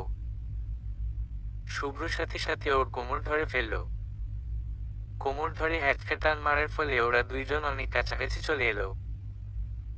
কয়েক সেকেন্ড পর যখন ঘোর কাটলো, আফরিন দ্রুত সরে গেল। শুভ্র বদমাইশ টাইপ মুচকি হাসি দিয়ে ঠায় দাঁড়িয়ে রইল। আফরিন কোনোরকম বলল, জলদি নিচে আসুন, সবাই অপেক্ষা করছে। কথা শেষ করেই আফরিন দৌড়ে শুভ্র সামনে থেকে চলে গেল। শুভ্র মুচকি হেসে নিজের প্যান্টের দুপকেটে হাত দিয়ে এক পায়ে হেলান দিয়ে আফরিনে চলে যাওয়া দেখল। নাস্তার টেবিলে শুভ্র বারবার নিজের পায়ে নবধরে একটু করে ঘোরাচ্ছে আর মুচকি মুচকি হাসছে। মূলত আফরিনকে দেখানোর জন্যই এটা করা। আফরিন এটা লক্ষ্য করে ভীষণ লজ্জা পাচ্ছে। বদমাস শুভ্রটা আফরিনের দিকে তাকাচ্ছেও না, নিচের দিকে তাকিয়ে মুচকি মুচকি হাসছে আর নাস্তা করছে। তুরিন ব্যাপারটা লক্ষ্য করল। কি ব্যাপার ভাইয়া, টাইটা গলায় আটকে যাচ্ছে নাকি? শুভ্র একটু হকচকিয়ে, আরে না, নাকি বলিস? আজকে তো টাই বাঁধা পুরো পারফেক্ট হয়েছে। তুরিন আফরিনের দিকে তাকিয়ে, ও ওহো, আজকে বিশেষ কেউ টাই বেঁধে দিয়েছে নাকি? আফরিন চোখ নিচু করে দ্রুত রুটি মুখে দিল। শুভ্র, চুপ কর, এত কথা বলিস কেন? নাস্তা শেষ কর, কলেজে যাবি না? তরিন মুচকি হেসে একবার আফরিনের দিকে আর একবার শুভ্র দিকে তাকিয়ে নাস্তা করতে লাগলো। দুপুরবেলা আফরিন রান্নাঘরে ওর শাশুড়িকে সাহায্য করছে। রাহেলা বেগম দ্রুত ছুটে এলেন। রাহেলা, ভাবি ভাবি। মরিয়ম, কি হয়েছে? তোমাকে এত চিন্তিত দেখাচ্ছে কেন? রাহেলা, আমার শরীরটা ভালো না। মরিয়ম একটু অবাক হয়ে, কি বলছো? রাহেলা, হ্যাঁ ভাবি কেমন খাওয়া দাওয়া বন্ধ করে দিয়েছে, আমাদের সবাইকে দেখতে চায়।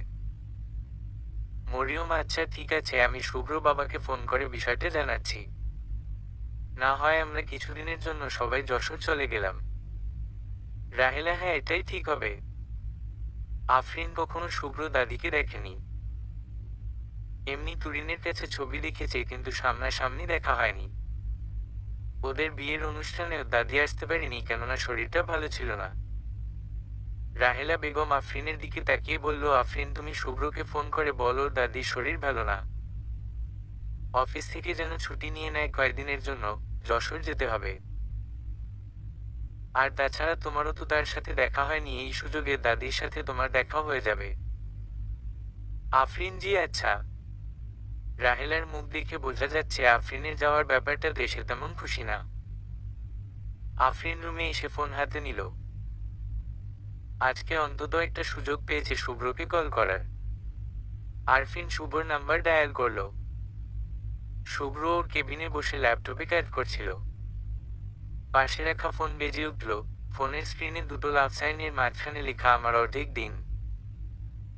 শুভ্র দ্রুত ফোন কেটে কল ব্যাক করলো। কল কেটে দেওয়ায় আফরিন একটু অবাক হলো, কিন্তু পরক্ষণেই আবার ওর ফোন বেজে উঠল। আফরিন কল রিসিভ করলো। আসসালামু আলাইকুম শুভ্র। আফরিনের মুখে প্রথমবার নিজের নাম শুনে বুকের মধ্যে কেমন হুহু করে উঠল শুভ্র। নিজের আবেগকে সংযত করে শুভ্র উত্তর দিল, আলাইকুম আসসালাম। কি করছেন? কিছু না, রান্না করছিলাম। শুভ্র একটা ইম্পর্টেন্ট কথা ছিল। একটু গম্ভীর হয়ে, হ্যাঁ বলুন। গ্রাম থেকে কল এসেছিল, দাদির শরীরটা নাকি ভালো না। মা বলেছেন আপনাকে অফিস থেকে কয়েকদিনের ছুটি নিতে, সবাই মিলে যশোর যেতে হবে। দাদি সবাইকে দেখতে চেয়েছেন। কি বলছো এসব? দাদি কি অনেক অসুস্থ? মনে তো হলো তাই। ঠিক আছে, আমি ছুটির জন্য অ্যাপ্লিকেশন করছি। উমম, আপনি কখন ফিরবেন? কথাটা শুনে শুভ্র মুখ থেকে চিন্তার রেশ কেটে গেল। ও খুব আদুরে গলায় বলল, যদি বলেন তাহলে এখনই চলে আসবো। আফরিন লজ্জা পেয়ে বলল, না না ঠিক আছে, আপনি আপনার কাজ করেই ফিরুন। আফরিন কল কেটে দিল দ্রুত। শুভ্র মৃদু হেসে ফোনের স্ক্রিনের দিকে কিছুক্ষণ তাকিয়ে রেখে দিল। আফরিন লজ্জা পেয়ে চোখ বন্ধ করে ফোনটা নিজের বুকের সাথে জড়িয়ে ধরল। শুভ্র ওর অফিস থেকে 5 দিনের ছুটি নিল। পরের দিনই ওরা মাইক্রোতে করে রওনা দিল। যদিও ওদের ইচ্ছে ছিল ট্রেনে যাওয়ার, কিন্তু দাদির অসুস্থতার কথা মাথায় রেখে দ্রুত যাওয়ার জন্য সবাই গাড়িতে রওনা হলো। শুভ্র দাদি গ্রামে ওর চাচার সাথে থাকেন। ঢাকায় আনার অনেক চেষ্টা করলেও তিনি আসতে রাজি না। ঢাকার পরিবেশ ওনার কাছে ভালো লাগে না। গ্রামেই বেশি স্বাচ্ছন্দ্য বোধ করেন। যেতে যেতে প্রায় 8 ঘন্টা লেগে গেল। আফরিন রাস্তাঘাট বেশ ভালোভাবে লক্ষ্য করছিল। শুভ্রদের গ্রাম অনেকটা শহরের মতোই, তবে গ্রামের ছোঁয়াও আছে অনেকটা। শুভ্রদের যে গ্রামের বাড়ি সেটাও বিল্ডিংই, তবে আশেপাশে প্রচুর গাছপালা আর বিশাল একটা পুকুর আছে। এমন পরিবেশ দেখে আফরিনের মনটা ভালো হয়ে গেল। ওরা দরজা দিয়ে ঢুকার আগেই দাদি বেরিয়ে এলেন। দাদিকে বেশ উৎফুল্ল আর খুশি দেখাচ্ছিল। ফরিদ আহমেদ, শিকিমা তুমি নাকি অসুস্থ? তোদের দেখে সুস্থ হয়ে গেছি। শুভ্র, দাদি তুমি মিথ্যে কথা বলে আমাদের নিয়ে এসেছ। আর কি করব? তোরা তো এমনি এমনি আসবি না। তোদের এই কাজ ওই কাজ। এদিকে তোর বিয়ে হয়ে গেছে কতদিন হলো, আর আমি আমার নাত বউকে সামনাসামনি দেখলাম না পর্যন্ত। রাহেলা শুধু শুধু এত হয়রানি করালে আমাদের। চুপ কর তো। কই আমার নাত বউ কই? তোরই নেই যে দাদি তোমার শুভ্র বউ। আফরিন দাদিকে সালাম দিল। দাদি ওর কাছে যেয়ে মাথায় হাত বুলিয়ে বলল, চোখ দুটো ছাড়া যে কিছুই দেখা যায় না। ভেতরে এসো, তোমাকে প্রাণ ভরে দেখি। দাদি আফরিনকে নিয়ে ঘরের ভেতরে চলে গেল। সাবিহা একরাশ বিরক্তি নিয়ে, এসবের কোন মানে হয়? মরিয়ম, কেন রে গ্রামে এসেছিস? কয়টা দিন ঘোরাফেরা কর। তোদের কি জানি বলে আউটিং না ফাউটিং সেটা হয়ে গেল। তরিন, ওর কথা ছাড়ো তো মা। আমরা অনেক মজা করবো, তাই না ভাইয়া? শুভ্র হেসে মাথা দুলিয়ে ভেতরে চলে গেল। এবার সাবিহার একটু টনক নড়ল। মনের মধ্যে একটা স্বস্তি নিয়ে ঘরে ঢুকলো। যাই হোক, সুব্রত আছে।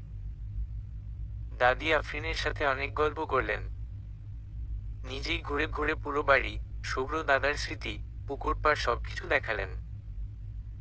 শুভ্র প্রতি আলাদা একটা টান থাকার ফলে আফরিনকে তিনি খুব ভালোভাবে আপন করে নিলেন। শুভ্র আর আফরিনের থাকার ব্যবস্থা করা হলো সবচেয়ে কর্নারের রুমে, যেটায় খুব সুন্দর দক্ষিণা বাতাস আসে, প্লাস পুকুর পাড়ের কিছুটা অংশ দেখা যায়। আগে এই রুম সাধারণত শুভ্র বাবা মার জন্য বরাদ্দ ছিল, কিন্তু এবার দাদি নিজ থেকেই এই রুমটা ওদের দিল। সবার সাথে মিলেমিশে গল্প করতে করতে কখন যে দিনটা পার হয়ে গেল কেউ টেরও পেল না। সন্ধেবেলায় বাবুর্চি ডেকে রান্না বাড়ার ধুম পড়ে গেল। রাতে সবাই মিলে একটু মুখরোচক খাবার খাবে একসাথে। আফরিন জানালা দিয়ে পুকুর পাড় মনোযোগ দিয়ে দেখছে। সন্ধ্যা মিলিয়ে রাত হতে চলেছে। পুকুর পাড়ে জোনাকি পোকা ঘুরঘুর করছে, আকাশে সুন্দর চাঁদ উঠেছে। মাঝে মাঝে চাঁদটাকে মেঘ ঢেকে দিচ্ছে, আবার সরে যাচ্ছে। দৃশ্যটা বেশ উপভোগ করছে ও। আফরিন আফরিন ঘুরে দাঁড়ালো। শুভ্র প্যান্ট শার্ট পরে রেডি, হাতা ভাঁজ করে কনুই পর্যন্ত নিচ্ছে। আফরিন, কোথাও যাচ্ছেন বুঝি? চাচাতো ভাইদের সাথে একটু বাজারে যাচ্ছি, ছোটবেলার কিছু বন্ধু বান্ধবও আসছে সেখানে। ও, আপনার কিছু লাগবে? কি খেতে ভালো লাগে? কিছু আনবো আপনার জন্য? উমম, গুড়ের জিলাপি পাওয়া যায় এখানে?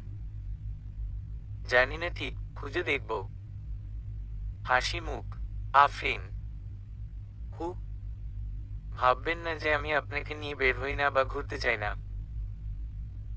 বাড়িতে এলে আসলে অনেকের পাল্লায় পড়ে ঠিকমতো সময় হয়ে ওঠে না, তবে কালকের থেকে আমার সব সময় শুধু আপনার জন্য। আফরিন মৃদু হেসে হ্যাঁ সূচক মাথা দোলালো। রাতের বেলা জম্পেশ খাওয়া দাওয়া শেষে সবাই পুকুর পাড়ে সিঁড়িতে বসল। শুরু হবে দাদির ভূতের গল্পের আসর। দাদি সেকেলে মানুষ হওয়ার কারণে তার ঝুলিতে অনেক ভূতের গল্প আছে। যদিও শুভ্র, তুরিন, সাবিহাইর আগেও অনেক শুনেছে, তবে আফরিনের জন্য এটা নতুন, তাই সবাই আবার আগ্রহ নিয়ে বসেছে একসাথে। দাদি নিয়ে বিনিয়ে গল্প বলতে শুরু করলো, তখন সবেমাত্র বিয়ে হয়েছে। নতুন বউ বাথরুমে যেতে ভয় লাগে। তোমার দাদাকে ডাকবো, তা দেখি তোমার দাদা পাশে নেই। এখন কি আর করার, যেতে তো হবেই। সাহস করে বাথরুমের দিকে একা একা এগুতে লাগলাম। তখন তো আর এরকম ছিল না, বাথরুম ছিল সে কত দূরে। বাথরুমে যেয়ে দেখি কে যেন বসে আছে। আমি দাঁড়াতেই কাশি দিল। কাশির গলা শুনে বুঝলাম এটা তোদের দাদা। আমি এই যে দাঁড়াই আছি, কিন্তু এখনো বের হয় না। শেষে মজা করে দরজা ধাক্কা দেওয়ার সাথে সাথে সেটা খুলে গেল। ভেতরে কেউ নেই। আমি আর বাথরুম কি করব? দৌড়ায় ঘরে আইসা দেখি তোদের দাদা শুয়ে আছে, কিন্তু কিছুক্ষণ আগে সে ছিল না। সাবিহাও কি সাংঘাতিক বলে শুভ্র হাত থামচে ধরল। সবাই একসাথে বসার ফলে শুভ্র ডানে আফরিন বসেছিল, বামে তুরিন। তুরিন উঠে ঘর থেকে বাদাম ভাজা আনতে গিয়েছে, সে ফাঁকে কখন যে সাবিহা ওর পাশে বসেছিল সেটা শুভ্র লক্ষ্য করেনি। শুভ্র এক ঝটকায় হাত ছাড়িয়ে নিল। আফরিন ব্যাপারটা লক্ষ্য করল। ওর ভেতরটা কেমন খচখচ করছে। শুভ্র বলল, তোমরা গল্প কর, আমি একটু পর আসছি। শুভ্র উঠে চলে গেল। আফরিনের অনেক ইচ্ছে করছে চলে যেতে, কিন্তু দাদি যদি মন খারাপ করে, তাই উঠল না, বসে রইল। গল্পের আসর শেষে আফরিন রুমে ঢুকলো। শুভ্র বিছানায় শুয়ে শুয়ে মোবাইল টিপছে।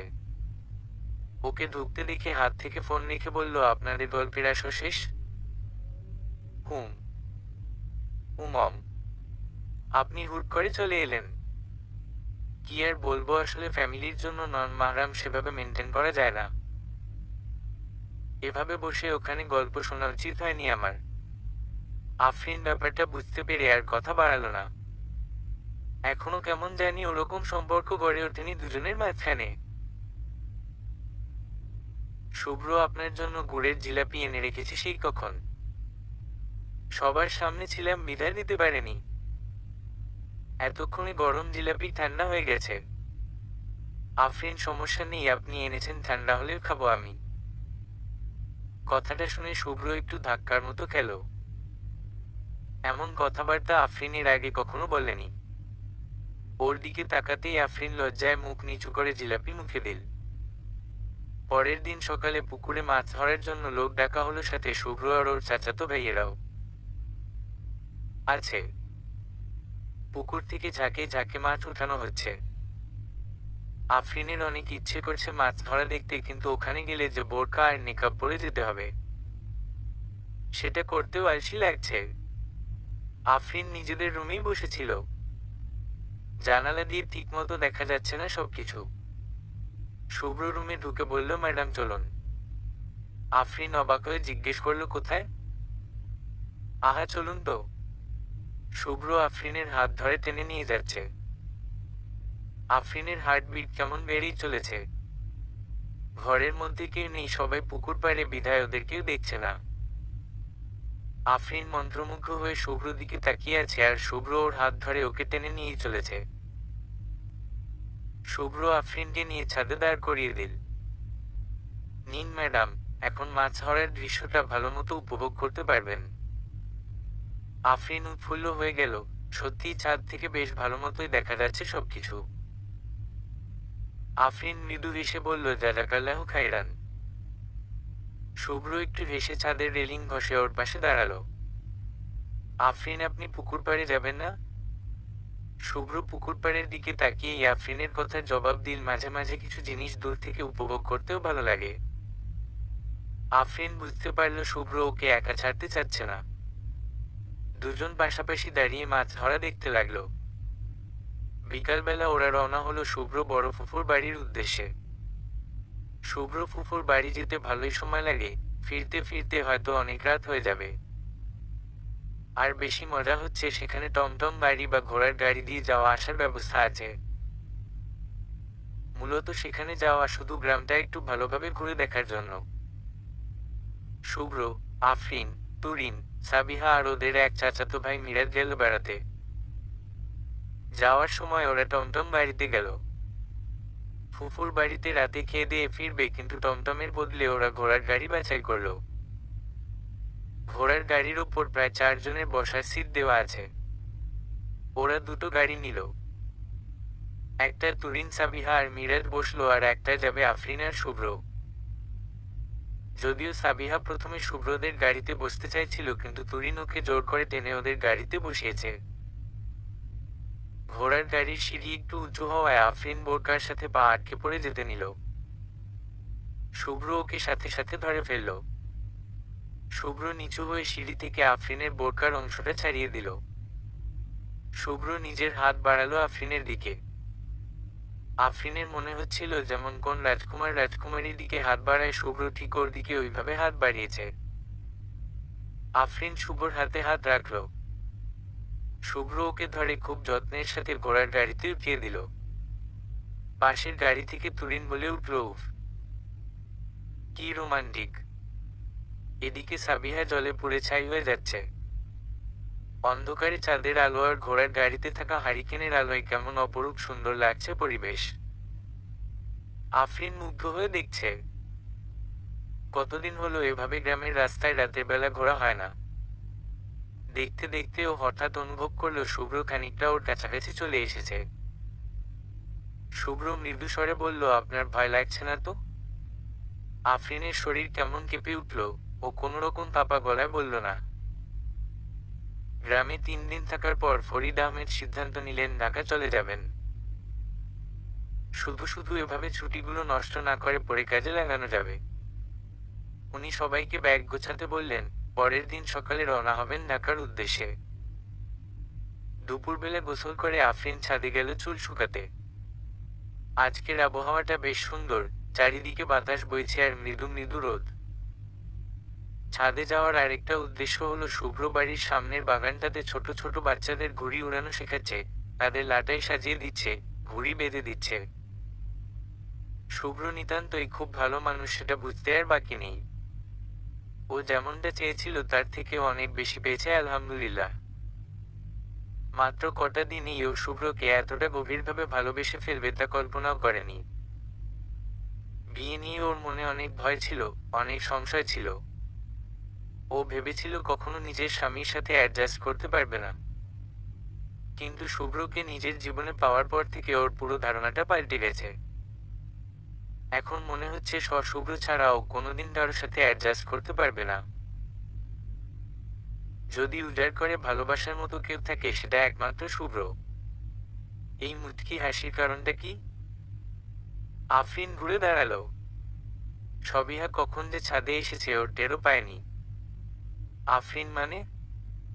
সাবিহা, তুমি যাকে দেখে এত মিটিমিটি হাসছো তার মনের খবর জানলে কখনো এরকমটা করতে না। বুঝলাম না, কি বলতে চাইছো?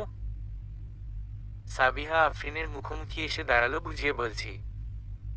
শুভ্র সম্পর্কে তুমি কতটুকু জানো? 15 দিনে যতটুকু জানা যায় একটা মানুষকে হয়তো তার থেকে অনেক বেশি জেনেছি। বিয়ের মাত্র 15 দিন হয়েছে তোমার, আর তুমি বুঝাতে চাচ্ছ অনেক কিছু জেনে ফেলেছ? কিছুই জান না তুমি আসলে। যা জানি না আস্তে ধীরে শুভ্র কাছ থেকেই জেনে নেব, তোমার এটা নিয়ে টেনশন করতে হবে না। আফরিন চলে যেতে নিলে সাবিহা ডাকলো, দাঁড়াও, আমার কথা শেষ হয়নি। আফরিন, তোমার ইনিয়ে বিনিয়ে কথা আমি কিছু বুঝতে পারছি না। যদি কিছু বলার থাকে সোজাসুজি বলো। শুভ্র আর আমার রিলেশনশিপ ছিল 2 বছরের। আফরিনের মাথায় যেন আকাশ ভেঙে পড়ল। ও কোনোরকম নিজেকে সামলে বলল, কি? হ্যাঁ। আমি যখন ক্লাস 10-এ পড়তাম তখন থেকে আমাদের মধ্যে ভালোবাসার সম্পর্ক শুরু হয়। যদিও এর আগে থেকেই আমরা দুজন দুজনকে পছন্দ করতাম, কিন্তু আমি ছোট বলে শুভ্র কখনো আগাতে চাইতো না। কিন্তু এসএসসি দেওয়ার ঠিক আগ মুহূর্তে শুভ্র নিজ থেকে আমাকে ওর মনের কথা বলে। তারপর ক্লাস 10 থেকে শুরু করে ইন্টার ফার্স্ট ইয়ার পর্যন্ত সব ঠিকই ছিল। আমি যখন ইন্টার সেকেন্ড ইয়ারে উঠলাম তখন শুভ্র অন্যরকম হয়ে গেল। ওর মাথা চাড়া দিয়ে উঠল ইসলামিক চিন্তা। ও গান বাজনা, বন্ধু বান্ধবের সাথে বাজে আড্ডা সব ছেড়ে দিল। ও আমার সাথে ঠিকমতো মিশত না, কথা বলতো না। আমি যখন না পেরে ওকে জড়িয়ে ধরে কান্না শুরু করেছিলাম তখন ও সবকিছু খুলে বলল। ও দিনের পথে চলতে চায় বিধায় এই হারাম সম্পর্কে জড়িয়ে থাকতে চায় না। আফরিনের মাথা কেমন যেন চক্কর দিচ্ছে, ওর দাঁড়িয়ে থাকতেও কষ্ট হচ্ছে। ও যেন সাবিহার কথা ঠিক বুঝতে পারছে না। আফরিন, যদি তাই হতো তাহলে কেন শুভ্র তোমাকে বিয়ে করলো না? সাবিহা, আমাদের বিয়ে ঠিক হয়েছিল পারিবারিকভাবেই, কথাবার্তা অনেকটা এগিয়েছিল, কিন্তু আমার নানি মানে শুভ্র দাদি, উনি আত্মীয়র মধ্যে সম্পর্ক করতে দেবেন না। উনি বাধা দিয়েছেন, এজন্য হয়নি। আর শুভ্র চাইতো ধার্মিক টাইপের মেয়ে বিয়ে করতে, যা আমি ছিলাম না। আমার পক্ষে ওইভাবে পর্দা মেনটেন করে চলাটা কঠিন ছিল, এজন্য শুভ্র তাদের সিদ্ধান্ত মেনে নিয়েছিল। যদি তোমার বিশ্বাস না হয় তাহলে মামি, আমার মা, তরিন অথবা শুভ্রকেই জিজ্ঞেস করে দেখতে পারো। আফরিনের দুচোখ বেয়ে কেমন টপ টপ করে পানি পড়ছে। সাবিহা ওর দিকে তাকিয়ে বলল, আমি জানি শুভ্র আর তোমার মধ্যে স্বামী স্ত্রীর মতো সম্পর্ক এখনো গড়ে ওঠেনি। আফরিন একটু অবাক হয়ে সাবিহার দিকে তাকালো। সাবিহা, শুভ্র আমাকে ভীষণ রকম ভালোবাসে আফরিন। ও আমাকে এত দ্রুত ভুলতে পারবে না। এজন্যই তো দেখো, আমি যখনই শুভ্র কাছাকাছি চলে যাই ও সবার মাঝখান থেকে উঠে চলে যায়। ও চায় না ওর মনের অনুভূতিটাকেও বুঝুক। আমি জানি তোমাকে কখনো কিছু বলবে না, ও কাউকেই কিছু বলবে না। ওর স্বভাবই এটা, মনের মধ্যে ঝড় বয়ে যাবে, মুখ ফুটে কাউকে কিছু বলবে না, বুঝতেও দেবে না। নিজের মনের বিরুদ্ধে যুদ্ধ করে দিনের পর দিন তোমার সাথে ভালো থাকার চেষ্টা করছে। আফরিনের কেন যেন মনে হচ্ছে এখনই মাথা ঘুরে পড়ে যাবে ও। সাবিহার আর কোন কথা শুনতে ইচ্ছে করছে না ওর। সাবিহাকে কিছু না বলে দৌড়ে নিচে নেমে এলো ও। দুপুরে সবাই খেতে আসলেও আফরিন এলো না।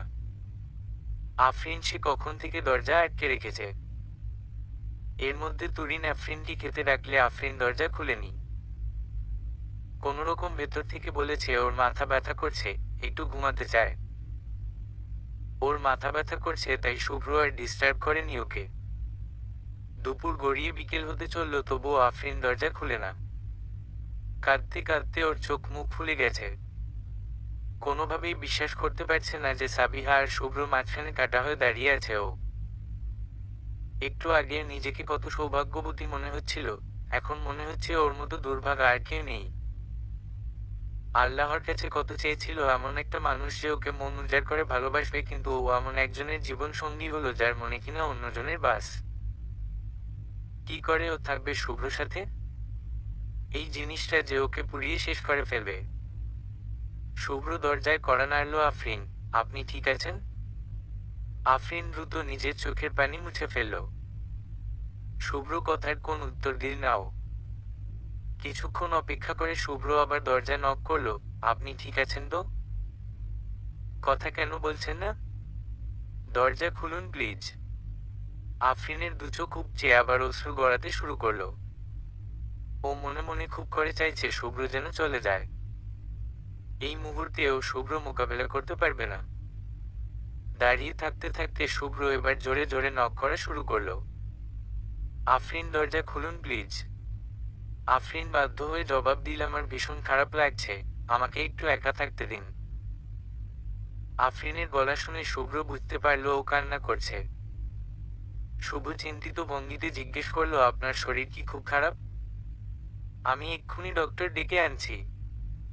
শুভ্র দরজা থেকে সরে দাঁড়াতেই আফরিন দরজা খুলল। শুভ্র দ্রুত আফরিনের কাছে এসে দাঁড়ালো। ও নিজের হাত দিয়ে আফরিনের কপাল ছুঁয়ে দিতে চাইলে আফরিন পিছনে সরে গেল। আফরিন, আমি একদম ঠিক আছি, ডক্টর ডাকতে হবে না। আপনার চোখ এত লাল হয়ে আছে কেন? আপনি কান্না করেছেন? প্রচন্ড মাথা ব্যথা ছিল তাই সামলাতে পারেনি। তবে এখন একদম ঠিক আছি, একটু ঘুমোলেই পুরোপুরি সঠিক হয়ে যাব। ঠিক আছে, আপনি শুয়ে পড়ুন। আমি আপনার কপালে মলম লাগিয়ে দিচ্ছি। লাগবে না, প্লিজ আমাকে একটু একা থাকতে দিন। কিন্তু শুভ্র কথা শেষ করার আগেই আফরিন ঠাস করে ওর মুখের ওপরে দরজা লাগিয়ে দিল। শুভ্র নিঃশব্দে কিছুক্ষণ দরজার কাছে দাঁড়িয়ে রইল। ও বুঝতে পারছে না আফরিনের ঠিক কি হয়েছে। সন্ধ্যাবেলায় আফরিন রুম থেকে বের হলো পানি নেওয়ার জন্য। ওকে দেখে দাদি জিজ্ঞেস করলো, কি গো নাত বউ, তোমার শরীর এখন কেমন? আলহামদুলিল্লাহ, এখন কিছুটা ভালো। ওকে দেখে শুভ্র দ্রুত এগিয়ে এলো। শুভ্র, আপনার শরীর ঠিক আছে এখন? আফরিন শুভ্র দিকে না তাকিয়ে বলল, হোম। কিছু খাবেন আপনি? দুপুরে তো কিছুই খাইনি, ক্ষুধা লেগেছে নিশ্চয়ই। না, আমি কিছু খাবো না। মরিয়ম, সে কি? তুমি তো দুপুরেও কিছু খাওনি। শুভ্র, কিছু খেয়ে নিন প্লিজ, না হলে শরীর খারাপ করবে। আফরিন, আপনারা খামাখা এত চিন্তা করবেন না, আমি ঠিক আছি। আফরিন পানি নিয়ে আবার নিজের রুমে চলে গেল। দাদি, কি হলো ওর? মরিয়ম, ওকে নিয়ে একবার ডক্টরের কাছে যাবি? শুভ্র অন্যমনস্ক হয়ে, হুম দেখি। শুভ্র ইচ্ছে ছিল আফরিনের সাথে কিছুক্ষণ সময় কাটানোর, কিন্তু কালকে সকালে চলে যাবে বিধায় সবাই বারবিকিউ পার্টি করার জন্য অনুরোধ করল। ছোট ছেলে মেয়ে সহ পরিবারের সবাই মিলে ছাদের ওপর বারবিকিউ এর আয়োজন করল। সবচেয়ে বেশি খাটতে হচ্ছে শুভ্র আর শুভ্র চাচাতো ভাই মিরাজকে। সবাই ছাদে আছে, শুধু আফরিনই নেই। শুভ্র খারাপ লাগছে আফরিনের জন্য। ওর কেমন যেন আচরণ করছে। শুভ্র মন কেমন অস্থির হয়ে আছে। শুভ্র তুরিনকে এক ফাঁকে ডেকে চুপি চুপি বলল, আফরিনের শরীর কেমন দেখে এত। আর ওকে বলবি ভাইয়া ছাদে যেতে বলেছে। তুরিন, ওকে বসো। ভাবি আসবো? আফরিন শোয়া থেকে উঠে বসলো। হ্যাঁ, এসো। শরীর কেমন তোমার এখন? এই তো, ঠিক আছি। তোমার বিরহে ভাইয়া তো কাহিল। তোমাকে ছাদে যেতে বলেছে। তুরিনের দিকে কিছুক্ষণ তাকিয়ে আফরিন বলল, তোমাকে একটা কথা জিজ্ঞেস করব? হ্যাঁ, করো। সাবিহার সাথে তোমার ভাইয়ার সম্পর্ক কেমন? একটু অবাক হয়ে, মানে? তোমার ভাইয়ের সাথে কি সাবিহার বিয়ের ঠিক হয়েছিল? ঠিক বলতে, ফুফু বিয়ের প্রস্তাব দিয়েছিলেন আমার পরিবারের কাছে। ওহ। এতক্ষণ কিছুটা হলে শান্ত হয়েছিল ও। এখন আবার তুরিনের কথা শুনে ওর ভিতরে উথাল পাথাল শুরু হয়ে গেল। তুরিন, কিন্তু তুমি এটা কিভাবে জানলে? তুমি ছাদে যাও, সবাই অপেক্ষা করছে। আমার শরীর ঠিক লাগলে আমি চলে আসব। তুরিন কথা না বাড়িয়ে ছাদে চলে গেল। ছাদে গিয়ে তুরিন শুভ্রকে এক কোণে ডেকে নিল। তুরিনের কাছ থেকে খবরটা শুনে শুভ্র মুখ কেমন ফ্যাকাশে হয়ে গেল। শুভ্র সাবিহার দিকে তাকালো, সাবিহা ওর দিকে তাকিয়েছিল। শুভ্র চোখ পড়ার সাথে সাথে সাবিহা দ্রুত চোখ নামিয়ে নিল। ওকে কেমন চিন্তিত দেখাচ্ছে। শুভ্র কোনোরকম অনুমতি ছাড়াই আফরিনের রুমে ঢুকে পড়ল। আফরিন জানালার পাশে দাঁড়িয়ে ছিল। ওকে দেখে খানিকটা অবাক হলো। আফরিন, আপনি? শুভ্র ওর বরাবর গিয়ে দাঁড়ালো। আপনার কি হয়েছে সত্যি করে বলুন তো? কি আর হবে? বললাম তো, মাথা ব্যথা। আর? আর কি হবে? বারবার আমার পিছনে সময় কেন নষ্ট করছেন? আপনার প্রিয় মানুষ তো সেখানেই আছে। শুভ্র একটু অবাক হয়ে জিজ্ঞেস করলো, মানে? মানে মনে হয় না বুঝিয়ে বলতে হবে। মনের মধ্যে যার বসবাস সেই তো আপনার চোখের প্রশান্তির কারণ, তাই না? কি সব আজে বাজে বলছেন? আফরিনের কেন যেন মাথা গরম হয়ে গেল। ও বলে ফেলল, কেন আপনি জানেন না? আমি তার কথা বলছি যার সাথে আপনার বিয়ে ঠিক হয়েছিল। আমার কারো সাথে বিয়ে ঠিক হয়নি। আপনার সাথে ঠিক হয়েছিল আর আপনার সাথেই হয়েছে। উফ শুভ্র, প্লিজ। আর কষ্ট করে নাটক করতে হবে না আপনার। শুভ্র ওর দিকে গিয়ে গিয়ে ওর হাত ধরে, এমন কেন করছেন আফরিন? কেউ কিছু বলেছে? আফরিন এক ঝটকায় হাত ছাড়িয়ে নিল। শুভ্র কিছুটা অবাক হলো। আফরিন সত্য প্রকাশ হওয়ারই ছিল। আমি সবকিছু জেনে গেছি। দয়া করে আমার কাছে আসবেন না, প্লিজ। আফরিনের চোখ আবার ভরে আসছে। ও চায় না শুভ্র ওকে কাঁদতে দেখুক, তাই ও দ্রুত শুভ্র সামনে থেকে চলে গেল। শুভ্র ওর পিছু পিছু গেল। আফরিন পুকুর পাড়ে গিয়ে দাঁড়ালো। শুভ্র ওর পিছনে এসে দাঁড়ালো। আফরিনকে দুহাতে নিজের দিকে ঘুরিয়ে নিল। শুভ্র, আপনা অনেক নাটক সহ্য করেছি, এবার সোজাসুজি বলুন তো কি হয়েছে? আফরিন, নাটক আমি করছি? কেন আমাকে বিয়ে করলেন যদি সাবিহা আপনার মনে থাকে? শুভ্র যেন আকাশ থেকে পড়ল কি? শুধুমাত্র পর্দাশীল একটা মেয়েকে বিয়ে করার জন্য আপনি এভাবে আমাকে ধোঁকা দিলেন? এভাবে আমার সর্বনাশ করতে পারলেন? 2 বছর ওর সাথে রিলেশন রেখে ওকে না বিয়ে করে আমাকে বিয়ে করলেন? শুভ্র হাত দিয়ে ওকে থামতে ইশারা দিয়ে বলল, 1 সেকেন্ড, 1 সেকেন্ড।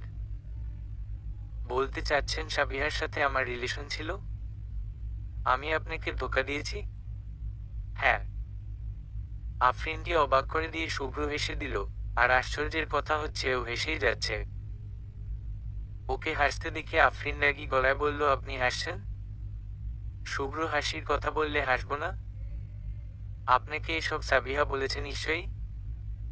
দেখুন, সাবিহা মাত্র ইন্টার সেকেন্ড ইয়ারে পড়ে, আর এই সময়টা মেয়েরা নানা রকম ফ্যান্টাসিতে ভোগে। ও আমাকে পছন্দ করে। হয়তো বা কিছুদিন পরে করবেও না। এটা যে শুধুমাত্র চোখের ভালো লাগা সেটা বুঝতে একটু সময় লাগবে ওর। ও লাইফ পেয়েছে কারণ আমার ফুফু ওকে সাপোর্ট করেছেন। আমার ফুপু বিয়ের প্রস্তাবও দিয়েছিল আমার পরিবারের কাছে। আমার বাবা রাজি হলেও আমি সাফ মানা করে দিয়েছিলাম। কেননা তুরিন আর সাবিহা আমার কাছে একরকমই। আমি ওকে ছোট বোন হিসেবে দেখেছি সব সময়। আফরিন অবাক হয়ে জিজ্ঞেস করলো, তাহলে ও যে বলল আপনাদের 2 বছরের সম্পর্ক ছিল, আপনি দিনের পথে চলে যাওয়ার পর ওকে ছেড়ে দিয়েছেন আর দিনদার কাউকে জীবনসঙ্গী হিসেবে পেতে চেয়েছেন? মিথ্যে বলেছ। ওকে কোনোদিন আমি অন্যভাবে দেখিনি। ওর এসব পাগলামির জন্য আমি দ্রুত বিয়ে করার সিদ্ধান্ত নিই। হয়তোবা আপনাকে আর আমাকে একসাথে দেখে ওর জেলাস ফিল হয়েছে, আর সেই জেলাসি থেকেই ও এসব উল্টাপাল্টা কাহিনী রটিয়েছে যেন আপনি আমার থেকে দূরে সরে যান।